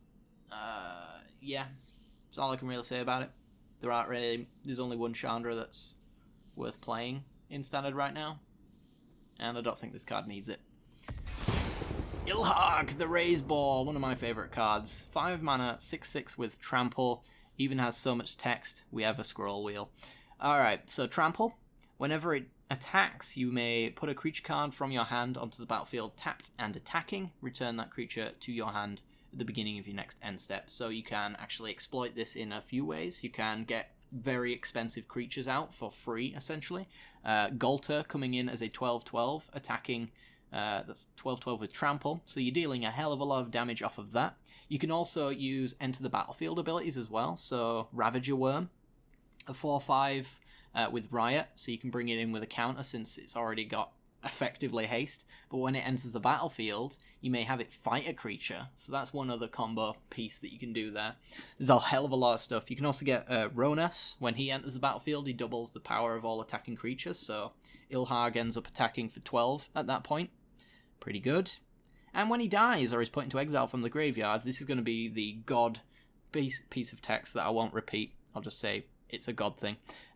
You actually get to put it third from the top, which is basically you Teferi took yourself when it dies or gets put into exile. If it gets tribunal or bindinged, you put it there as well. It's a solid, very awkward way of never dying for your opponent. It's going to be really weird. Like Vraska's Contempt's probably going to see a little less play because all these gods, are going to make killing things very awkward.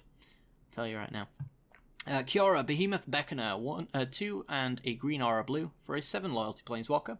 When a creature with power 4 or greater enters the battlefield, draw a card, and you get to -1 to untap target permanent. I think this card is solid and it's going to see quite a lot of play.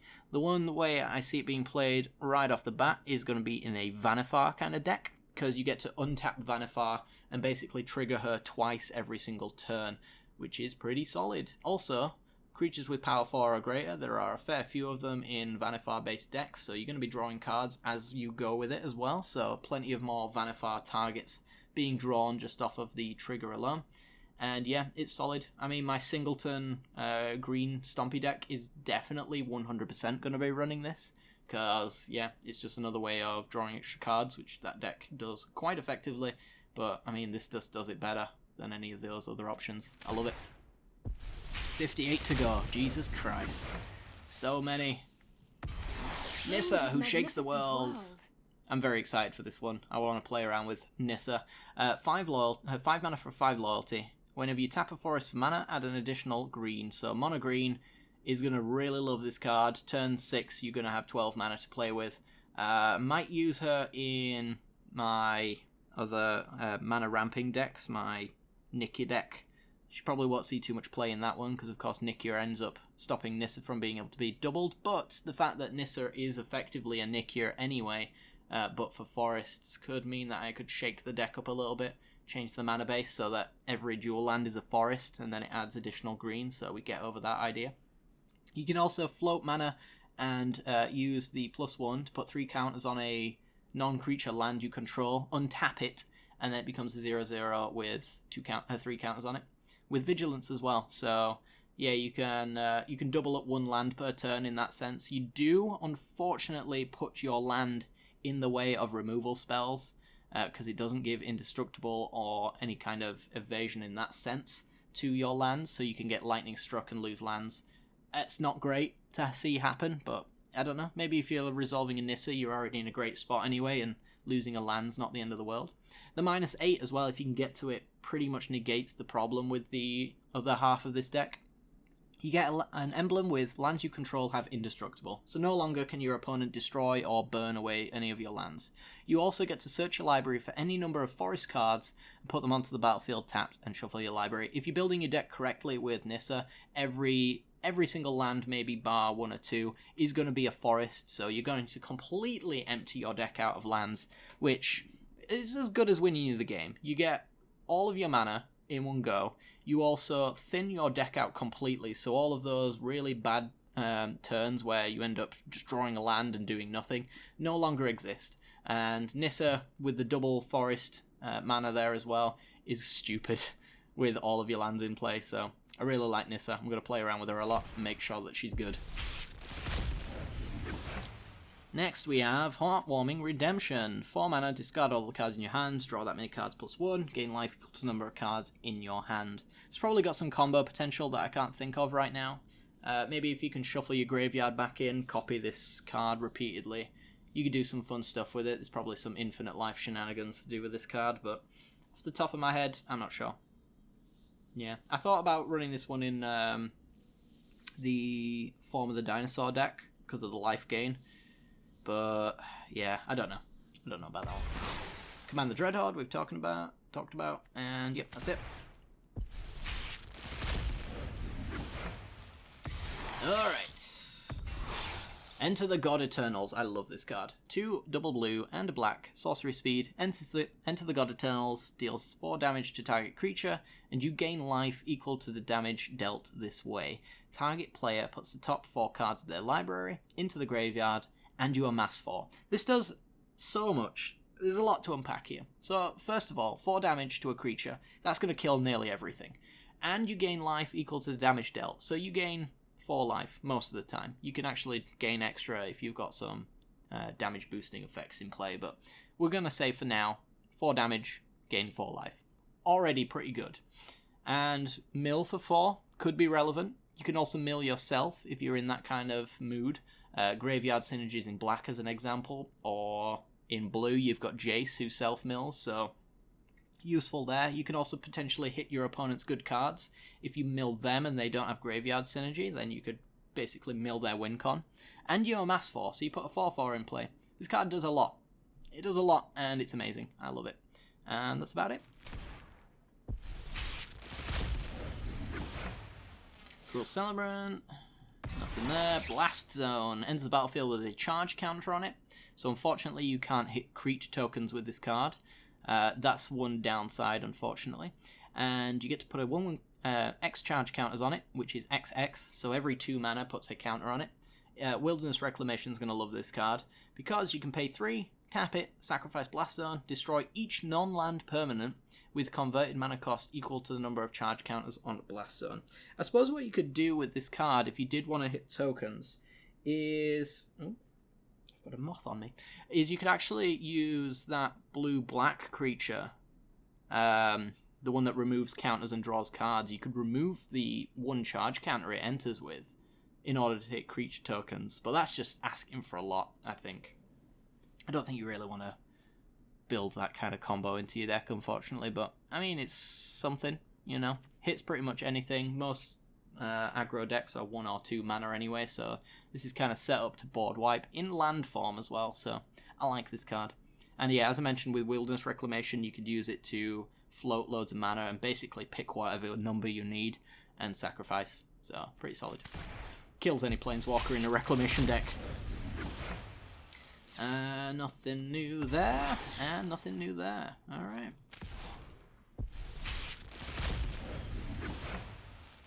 Emergent Zone, we've spoken about, and Parhelion 2. Yes, we were talking about this one. Never actually got to see it though.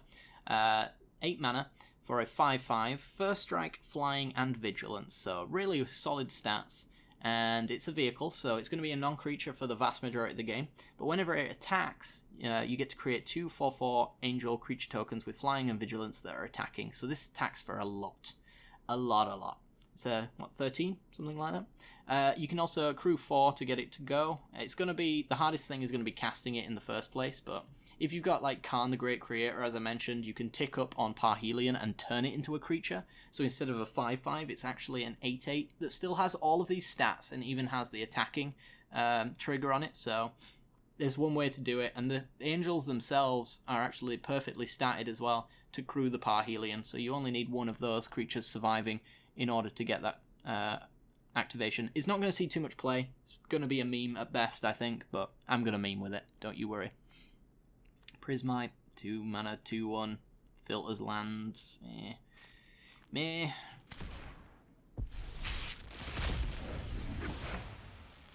Vizier of the Scorpion. This one amasses and gets Death Touch to zombie tokens.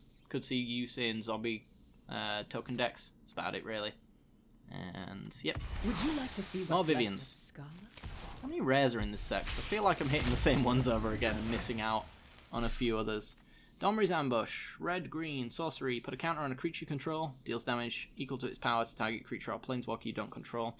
Thrash Threat's just better than this. Thrash Threat does exactly the same, but without the counter at instant speed. And if it's not useful, then you can just use Threat and make a 4/4. So I don't think this is going to see play at all. If you need that effect, there are better cards. Enter the God Eternals. Sure. When another creature or planeswalker you control dies, put a counter on this thing. So this was a card before, but it was 2 mana in like original Innistrad. I can't remember its name, but it was useful. You could build around this, I suppose.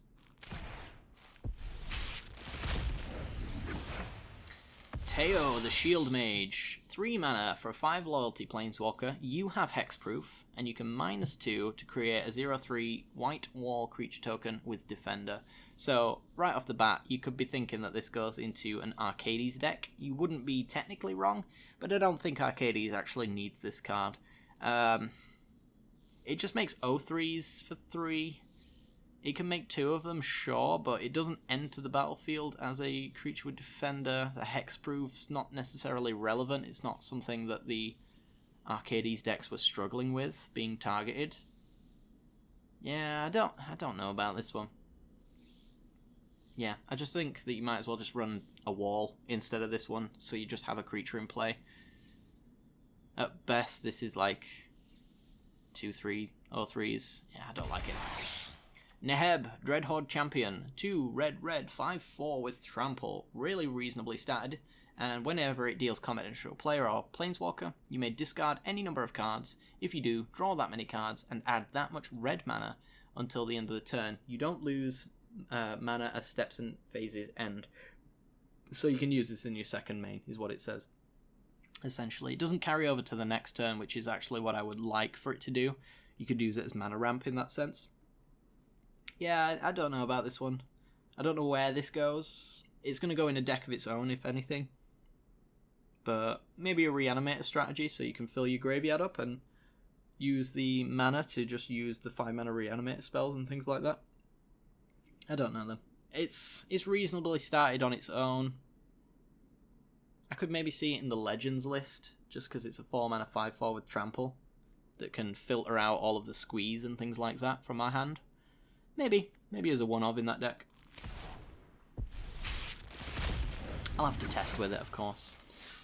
Seen all of these things? And seen that one. Okay. And seen all of these, except for this guy, gal. 1 red, 1/3. Whenever you cast a non-creature spell, put 1/1/0 on it until the end of the turn. Scry. Non-creature matters. I could see this in kind of a spell slinging. It's a wizard as well. Oh damn. Yeah, an Adelaide's deck, actually, like blue-red wizards, would love this card actually. Damn. Yeah, I like Burning Prophet. It's pretty solid. God Eternal Ronas, we've mentioned you. 5 mana, 5/5 with Death Touch. When it enters the battlefield, double the power of each other creature you control until the end of the turn. Those creatures gain Vigilance until the end of the turn. You could use this as a finale of devastation target, as you mentioned when I was saying the X10 would do the +10/+10 and give Vigilance. You could basically use this instead, so you only have to +5. Double the power of all of your elves and elf ball them to death. So it's pretty solid there. It also gets shuffled back into your deck if you really wanted to, but you wouldn't even have to do that with Finale of Devastation, so I like God Eternal Ronas. He's solid. Mono Green Stompy will love him as well, if that ever becomes a thing again. Vessel enters the battlefield tapped, adds 2 mana of different colours, so you can't add it for mono colour. Singleton's going to use this. Maybe the mono brown artifact deck might use this as well. Right on schedule. Right on schedule. Yay! Teferi's here, guys. Woo! Nothing new of note. Let us fight! Hey, Sarkhan the Masterless, one of my favourite planeswalkers, character-wise. 5 mana for a 5 loyalty planeswalker. Whenever a creature attacks you or a planeswalker you control, each dragon you control deals 1 damage to that creature. So Dragon Tribal will basically stop your planeswalkers from being attacked, essentially. Or us, really. But, I mean, dragons don't really have a problem with being attacked all that much. But I suppose it's one way that Sarkhan can defend himself. The -3 creates a dragon token, and that would then basically chain whirl your opponent's board if they try to attack you, so it's kind of got that value going for it. Also has +1 until the end of the turn. Each planeswalker you control becomes a 4/4 dragon as well. I find that to be problematic more than anything, because it means that you open up your planeswalkers to be targeted by removal spells that can only hit creatures. So I hate the +1, honestly. I hate that I have to cast it. I have to use it in order to -3 an extra time. Yeah, I don't know. I'm not sure. 1 or 2 of in a dragon's deck. That's about it, really. I don't think I want this in Super Friends. It is a Super Friends finisher, though. If your opponent's empty-handed, you just +1 and all your planeswalkers murder your opponent. But they were probably already doing that anyway, so yeah. I just don't know where that fits. Next, on to Passion. Yep. Mythic Wild card. How many are we on right now? We are on 17 commons, 24 uncommons, 12 rares, 5 mythics, and 115. We started at 107, so we've started rolling over on commons and uncommons by the looks of things. Mayhem Devil, 1 red and black for a 3/3. When a player sacrifices a permanent, Mayhem Devil deals 1 damage to any target. Sacrifice a treasure, sacrifice a land using Bontu, and you will deal 1 damage to any target. So it's basically another Judith effect, but actually reacts with permanents. I love this card, and I want to play around with it, and I am. I'm absolutely going to do that. Yeah, you use Bontu, sacrifice every single land and permanent in play, essentially, and you just murder your opponent with Mayhem Devil triggers. Ballistic Citadel, yep. Moving on. 43 to go, we're almost there. Almost. Let's have a look, see. Yep, Jace. You just don't know it. Probably going to get to the point now where every other pack is just going to be everything we've already seen, so, you know. Finale of Glory, one of the other finale cycles. X, double white, create 2/2 white soldier creature tokens with Vigilance. I like the Vigilance. I hate the sorcery speed on this one, because you just really don't want to run it over the Selesnya version, the one that makes lifelink tokens. But if you have X is 10 or more, then you make angels instead. So basically what Divine Visitation was doing to begin with. I don't think this is going to see play at all. It could be a one of in a deck, maybe. Just if you top deck it in the late game, you win kind of deal. But yeah, I don't know. I don't like it. And Contentious Plan. 1 and blue for a proliferate and then draw a card. I like this kind of in an amulet focused deck. So have your amulet trigger twice off of this card. You can also use it to pump up all of your planeswalkers if you're doing it in a Super Friends deck. It's a Super Friends cantrip. I like cantrips. Cantrips are fun. But yeah, it is reasonable. Let's see. Untap all creatures you control. Creatures you control with flying get +2/+2 until the end of turn. Blue-white flyers, angels, they're all going to use this card. Pump spells, though, are notoriously underplayed for a good reason, because they're very conditional. You need creatures in play, and in this particular case, I think to get the full value out of this, you need your opponent to swing into you while you have creatures that can benefit from blocking. So there's a lot to unpack with this one. You can also do kind of pseudo-vigilance. It's like Pride of Conquerors for flyers. Yeah, I don't mind this card as far as pump spells are concerned. Anthems are good in some cases. Yay, Atomic! Moving on. When it dies, proliferate. Yep, it's not going to be triggered too much. Let us march into battle and more make new Lilianas. comrades. I want about 3 of these and I'll be happy. So, you probably use one of my wild cards on it at some point. I think 3's a nice sweet spot for the best card in the format that's legendary. Niv Mizzet Reborn. White, blue, black, red, green for a 6/6 with flying, so it's overcosted for its stats. Yay! Not really. When it enters the battlefield, reveal the top 10 cards of your library. For each colour pair, choose a card that is exactly those colours from among them, and put those cards into your hand, and the rest on the bottom of your library in a random order. So, best case scenario, you actually draw 10 cards with this. Is that how many guilds there are? I think it is. But you have to get insanely lucky, because if you hit 2 Boros cards, you're only going to get to pick one of them. If you hit 2 Azorius cards, same deal. If you just hit mono-coloured cards, you can't draw those. It's fine. Sick art, not going to lie. He looks very sweet. But it's real bad. If it said, like, cast those cards, then this card would be disgusting. I think that would be really funny. Other than that, though, I'm not entirely sure. Maybe in a Joda deck. Or maybe Omniscience could use Niv Mizzet. There you go. There's a use for him. Huatley, did we talk about this one? I think we did, yeah. Spark Double, second best rare in the format.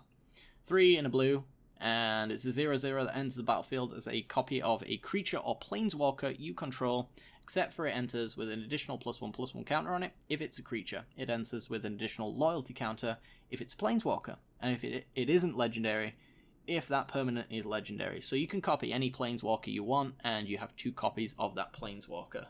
The fun Mimi combo with Spark Double is Bolas with Sexy Jace in play, and you Spark Double Bolas, who is then in range to minus and make more Bolas copies.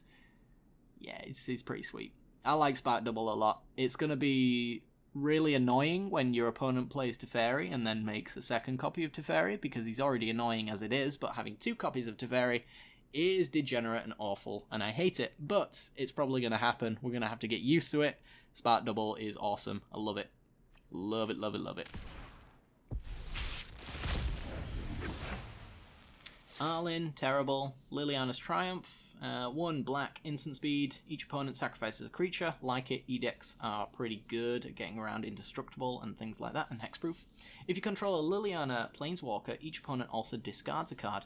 Discard at instant speed with Liliana, the best planeswalker in the format. Well, out of the new set at least anyway. That's pretty sweet. I like Liliana's Triumph. There's a lot of value to be garnered from that.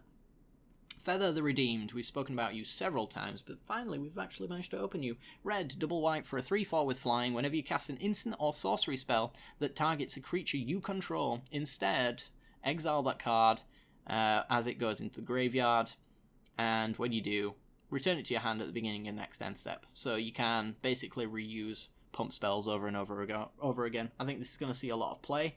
Pump spells matters are going to be pretty good. Funnily enough, Defiant Strike, I think, is one of the cards you want to shove it in. 1 white, instant speed. Target creature gets +1/+0 until the end of the turn. It's not blow away kind of good, but you get to draw a card off of it, so it's a card draw engine with Feather in play. If you get enough of these, you can just like start drawing several cards a turn. This is going to demand an answer if you see it in play. A 3/4 for 3 with flying is disgusting as it is, so really good. Like Boris Angels, probably going to like this one quite a lot. You're just going to need enough pump spells to enable her, really, which is probably going to be quite a few. You want to really build the deck around Feather, which could be to the deck's detriment. Who knows? But, yeah, like it.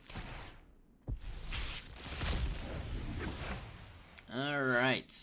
And we have Khan's Bastion. Yay!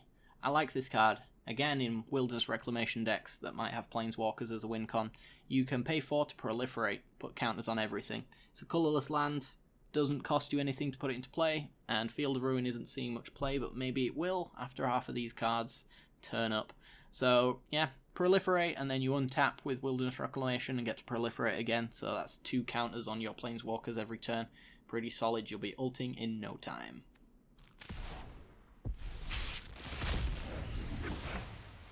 Alright, this thing, overcosted, probably limited playable, but meh. Time Wipe.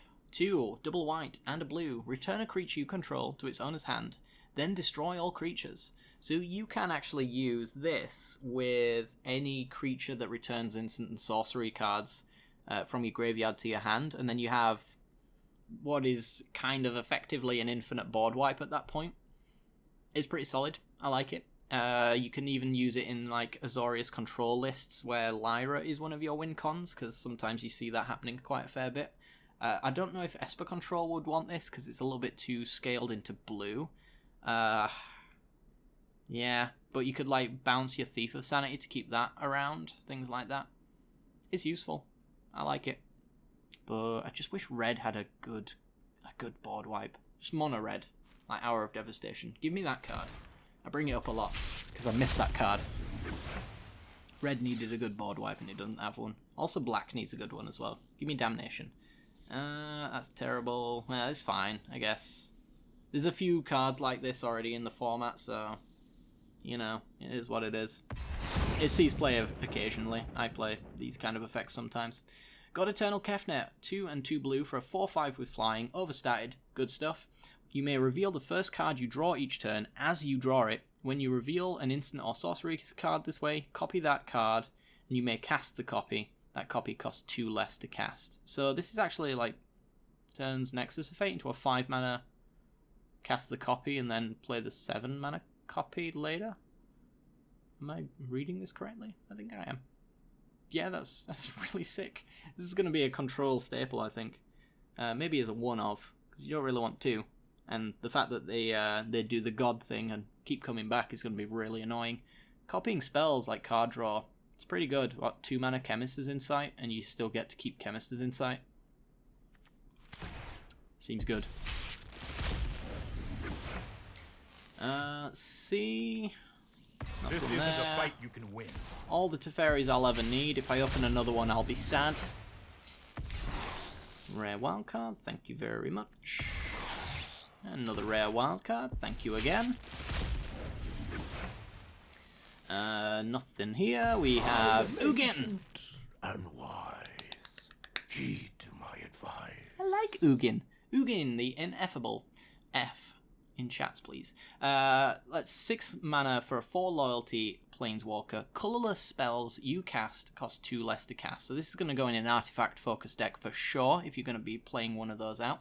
The +1 on Ugin allows you to exile the top card of your library face down, and you may look at it. When you do that, you create a 2/2 colorless spirit creature token. When that token leaves the battlefield, so dies, exiles, bounced, anything of that sort, you get to put the exiled card into your hand. So this is guaranteed card draw. However, you don't really get to draw the card until that creature dies. That's the problem, or leaves the battlefield. So it's card draw, but it's not, is the problem. So it could be a problem in that sense. It's not like Khan where you get to tick up, but Khan kind of just gets your lands. He's a landlord. But yeah. -3, destroy target permanent that is 1 or more colours. This will hit pretty much everything in the format worth hitting. -3, kill Teferi, that kind of thing. It's a solid card. I absolutely love this one. Also turns colourless spells into potentially just free cantrips, so Cheerios is almost a thing with this card. 6 mana is a lot, but if you're running mana rocks, then you're going to turn those mana rocks into 1 mana spells and make Ugin castable a lot earlier. I like him. I love him. He's great. I'm going to play him. Nothing here. Dreadhorde Invasion, Bitter Blossom, but for amass tokens. 1 and a black enchantment. At the beginning of your upkeep, you lose 1 life and amass 1, and whenever a zombie token you control with 6 power or greater attacks, it gains lifelink. So all that damage that you are doing to yourself eventually gets undone as long as you can get a zombie token to 6 power or greater and have it deal damage through combat. It's a lot to ask for, and I think this card is going to kill you more than it wins you the game. That's my problem with it, because the amass token on its own doesn't actually have evasion, unlike Bitter Blossom that makes flyers, fairy tokens, for those who don't know. Yeah, I don't see this one seeing too much play. Maybe a little bit in an amass matters deck, but yeah. You can give them like Death Touch Menace and things like that, which is cool, but I have a hard time seeing it being good. Also Mortify is a thing. Let's see, we got Tomic, woo. Glad I have all the Tomics. We've got all the same stuff again. Bioessence Hydra. I actually thought this card was bad at first, and then I watched it being played, and it's pretty sick. 5 mana for a 4/4 with Trample, so decent stats. When it enters the battlefield, it enters with +1/+1 counters on it for each loyalty counter on planeswalkers you control. So it's really good in Super Friends or in any Simic deck that's running planeswalkers. And also, if you just play a planeswalker after Bioessence Hydra comes into play, the counters are put on it as soon as it enters the battlefield. So let's say like you just play Kasmina the turn after Bioessence Hydra comes in. This is a 4 mana, get a planeswalker into play, put 5 counters on Bioessence Hydra. So this thing can get out of control pretty quickly. And yeah, just adding loyalty counters to planeswalkers as well also adds them to Bioessence Hydra, so this thing can get pretty sickeningly out of control. I thought it would be pretty terrible at first, because most Super Friends decks just want to run board wipes, but yeah, maybe you can go the Essence Hydra kind of route instead and use this as a win con. I like it. I didn't at first, but I didn't really look into it too much, I'll be honest. Let's see, nothing new. Deliver Unto Evil. Sick art. 3 mana, sorcery. Choose up to 4 target cards in your graveyard. If you control a bonus planeswalker, return those cards to your hand. Otherwise, an opponent chooses 2 of them. Reveal the chosen cards in your graveyard and put the rest into your hand. Exile it. So if you've got Bolus, you draw 4 cards. If you don't have Bolus, you draw 2 cards that your opponent gets to choose from. However, you can choose 2 cards instead of the up to 4, and your opponent is forced to give you both of the cards. So it's a 3 mana divination at a worst case scenario. I like it. I kind of like it. I don't know if Bolus Control wants it, but I like it.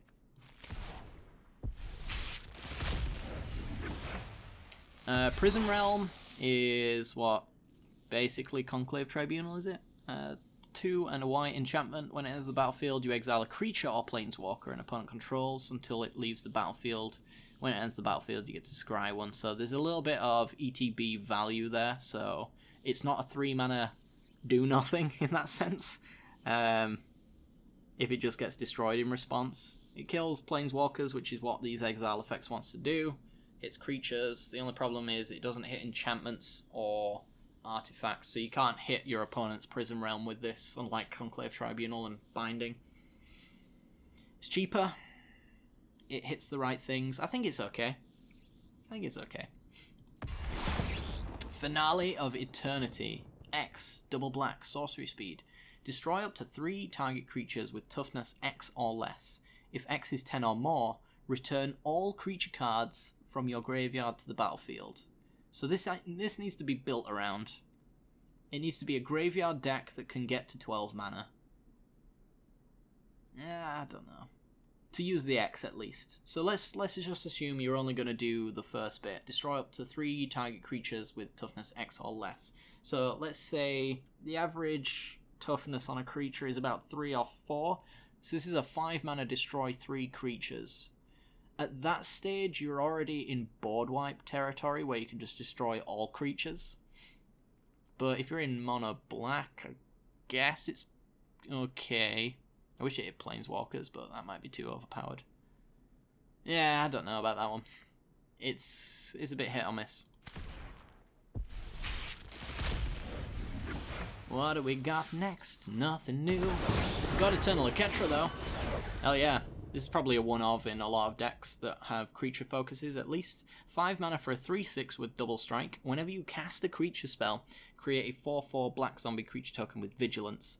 So it needs to have a creature's matter shell in it, so you're not going to be running many non-creatures in this one. It's going to see a little bit of play. I don't think it's going to see the most play though, but like mid-range decks sometimes are very creature-focused and don't always have planeswalkers and non-creature stuff in there.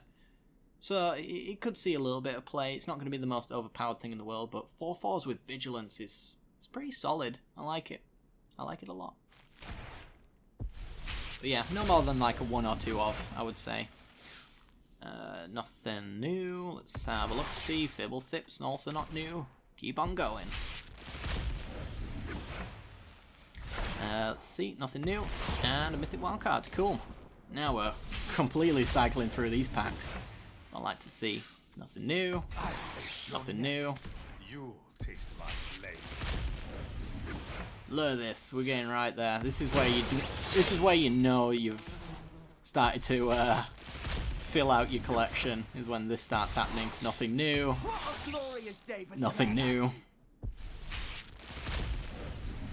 Damn. Angrath. Creature control have menace. Don't care. 4 mana for a 5 loyalty. It's fine. Amass 2 can make a 4/4 at best. I hate it. I hate it a lot. I'm not going to see that ever being played. It'll see play in like kitchen table senses, but it's not good. Ah, my 4th tonic. Good stuff. There's always one card, isn't there? One unplayable card that everybody gets 4 of. Rigged. Single combat. We also saw that one. Don't ever want to see more than those 2 copies of single combat, if any at all, to be honest. Hey, Fibblethip. If you're going to have Fibblethip, have 3 of them, I guess. You want to hit that consistently with whatever combo shenanigans you're going with. Time Wipe, glad to see it. Let's see, Parhelion, cool, glad to see it. No more please though, I don't want more than 2. Kiora, Mythic Wildcard, solid.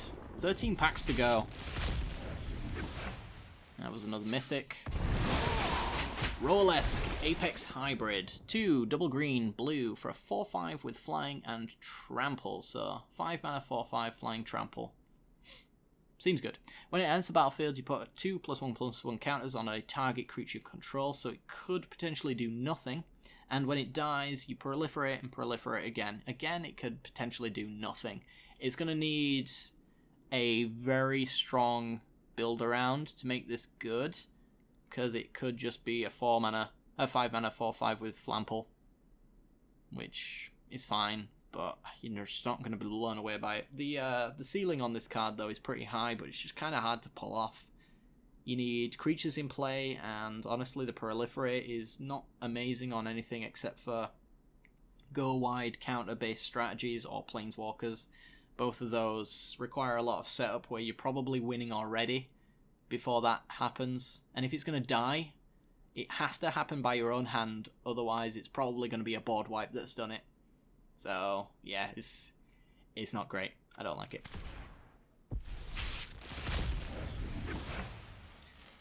See, nothing new. Yay, another Khan. Sihile, sweet. Like more of those. I know more than you could learn. I like more Ugins. 10 more packs to go. Let's see. Ignite the Beacon. It's the Golden Shower. 5 mana for an instant speed. Search your library for up to 2 Planeswalker cards. Reveal them, put them into your hand. Shuffle your library. So useful in singleton Super Friends. I don't think it's going to see much play in Constructed, though, because 5 mana is a lot, and you only get 2 planeswalker cards. You can do it on end step, so that's kind of useful. Yeah, I don't know. It's not going to see Constructed play, though. Death Sprout, no. Deliver unto Evil, cool. 2 of at best in any deck, so as long as I never see another one, I'll be happy. Another Neheb, sure. More Huatlis. Another Finale of Devastation, sweet. I want about 3 or 4 of those, so I'm happy to see that. Saves my wild cards. Primates. Another Domri. I only want 3 of those, so if I never see another one again, I'll be happy. Price of Betrayal. Remove 5 counters from a planeswalker or an opponent. Or a creature or an artifact. It's got a lot of uses. It can kill Hydroid Krasis most of the time. It can kill a fair few planeswalkers. It might see a bit of sideboard play. It's definitely not a main deck thing though, because this is very, very conditional. If you're not playing it against planeswalker decks, you're going to have a counters matter strategy on the other side. And it's going to have to be a counters matter strategy where the creatures themselves are 0/0s with counters. So basically only Hydroid Krasis is the one to think of. Or the Ugin's spirit dude. Yeah, it's sideboard tech at best. Let us see if your talents are worth cataloging. Tamio, Collector of Tales. 2 green, blue, 5 loyalty, and spells and abilities your opponents control can't cause you to discard cards or sacrifice permanents. So you can't be discarded. Against maybe the Dimir discard deck, that's fine, but in general, most of the Duress and Thoughtseize based effects in the format right now happen before turn 4, so the majority of your hand has already been shredded by the time Tamio turns up, so it's not going to be too great. The sacrifice is maybe useful. There's a fair few edict effects in the format right now, so depending on which ones end up seeing play, that could be relevant. The +1, choose a non-land card name, then reveal the top 4 cards of your library, put all cards with the chosen name among them into your hand, the rest into your graveyard. The non-land is the stickler here, because unfortunately the only thing you can name consistently with that +1 would be lands, if you were to try to draw maybe 2 to 4 cards. The only way I could also seeing this being good is either self-mill, if you know what you want to hit and everything else doesn't matter. So if you want to hit the Jace, essentially, you can tick up and name Jace. The other way is Persistent Petitioners, which are in blue. So you can name Persistent Petitioners and draw up to 4 cards with that one, since you can have as many copies as you want in your deck. I don't know if that's what the Petitioners deck was struggling with, though. Was card draw really the problem with that deck, or was it the fact that it was running Persistent Petitioners in its deck and needed to run less? That's the thing. I don't know. So, as long as you want cards in your graveyard, this is fine. But I wouldn't ever play this expecting to hit combo pieces, because you're just as likely to shred the rest of your deck by removing cards that you forgot that you should be naming. The -3, though, does allow you to return a card from your graveyard to your hand. So if you do end up hitting a card that you didn't really want to mill, you can -3. But a -3 is a lot, actually, to say that you're milling some good cards with this one. Yeah, it's going to see some very fringe play, but not very much constructed play at all, honestly. It's bad. You're also, as well, if you name a card and you don't hit any of that card, you've just revealed 5 cards in your deck that's information that your opponent didn't have before. So you've just told them 5 different cards that are in your deck, probably. And they know what to play around at that point, and what you're playing, because you've just milled and revealed information. It's really bad. It's really bad. Davriel, Rogue Shadow Mage. 2 and a black. It's got 3 loyalty. It says at the beginning of each opponent's upkeep, if that player has 1 or fewer cards in hand, it deals 2 damage to them. So it's a rack effect, essentially. You want to have your opponent with very few cards in their hand. You can also use the -1 ability there to make them discard a card. So realistically, you only want to minus twice with this one, because you want to have that passive in play. Because if you're not having that passive in play, there's no real reason to play Davriel at all. So this is a discard matters kind of strategy. It could see a bit of standard play, but I don't think it's ever going to be more than a tier 3 deck, honestly.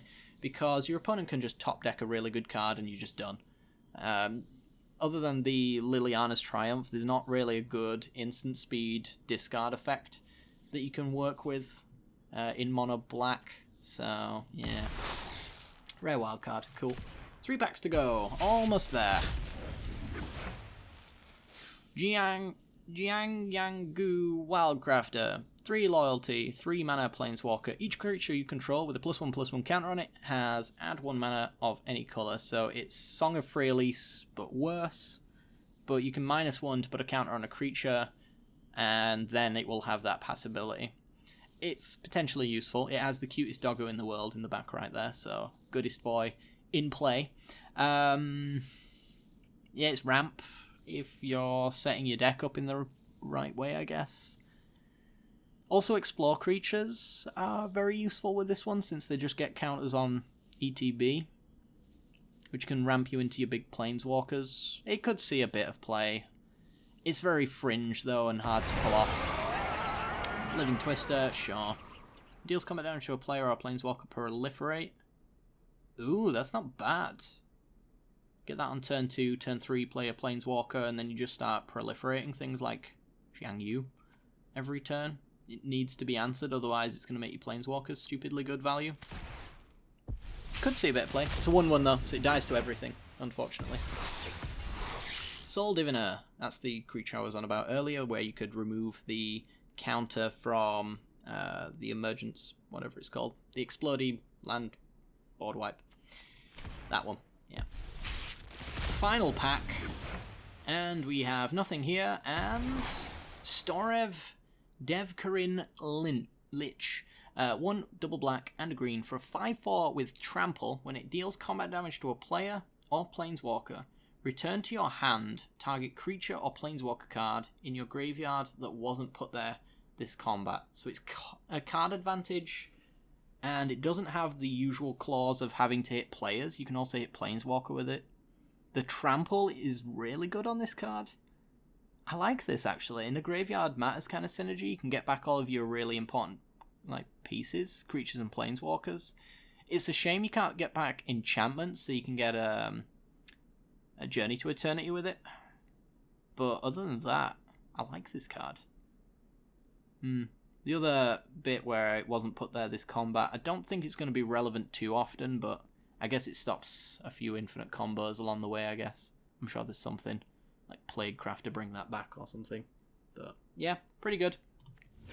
Alright, so we've actually opened up 100 packs. Let's have a look-see. Before we opened up, we had 0 commons, uncommons, and I think 2 rares, 1 mythic. We now have 29 commons, 41 uncommons. Surprisingly number of uncommons there, actually. 20 rares, so we've gained 18 rare wildcards, and 9 mythic rares, so we've gained 8 there as well. It's not too bad. Allow me to fill out the rest of my collection, I imagine, and get a decent start with that one. We also have 131% vault progress. We had 107 before, so not too bad there either. As far as vault progress goes, you shouldn't really rely on gaining vault progress as a feel-good moment. I guess I might as well open it now, right? Boom! If you didn't know, that's what you get. These are the only things that matter, though. So, pretty good all in all. We got a lot of unplayable tomics and things like that, but I'm actually going to leave in the description, there's a really good read as far as purchasing cards in this game goes. If you actually want to build yourself a collection, there's a Reddit post actually, where somebody's actually gone and done the math on how much it takes to get a full collection. And as far as I'm concerned, a full collection is every copy of every rare, or at least up until the point where you just don't want those rares anyway from packs. And from what I've found out, the gem bundles for the 20,000 will guarantee, for the most part anyway, that you get all of the rares from every set, as well as the uncommons and commons, and about, I think it's 50 to 60% of the mythics. So if you want a full collection, the 99 dollar gem bundle will actually get you a full collection, which I think is not unreasonable to ask from Wizards. That there's basically an amount here that equals a perfect amount of a collection. From my perspective anyway, I do kind of need the full collection. Maybe you guys don't. There is also the pre-order bundle, I think, also gets you about 80% the way there towards a full collection. Read the article anyway, it's a really good piece of information if you're looking to get into the game and spend money anyway.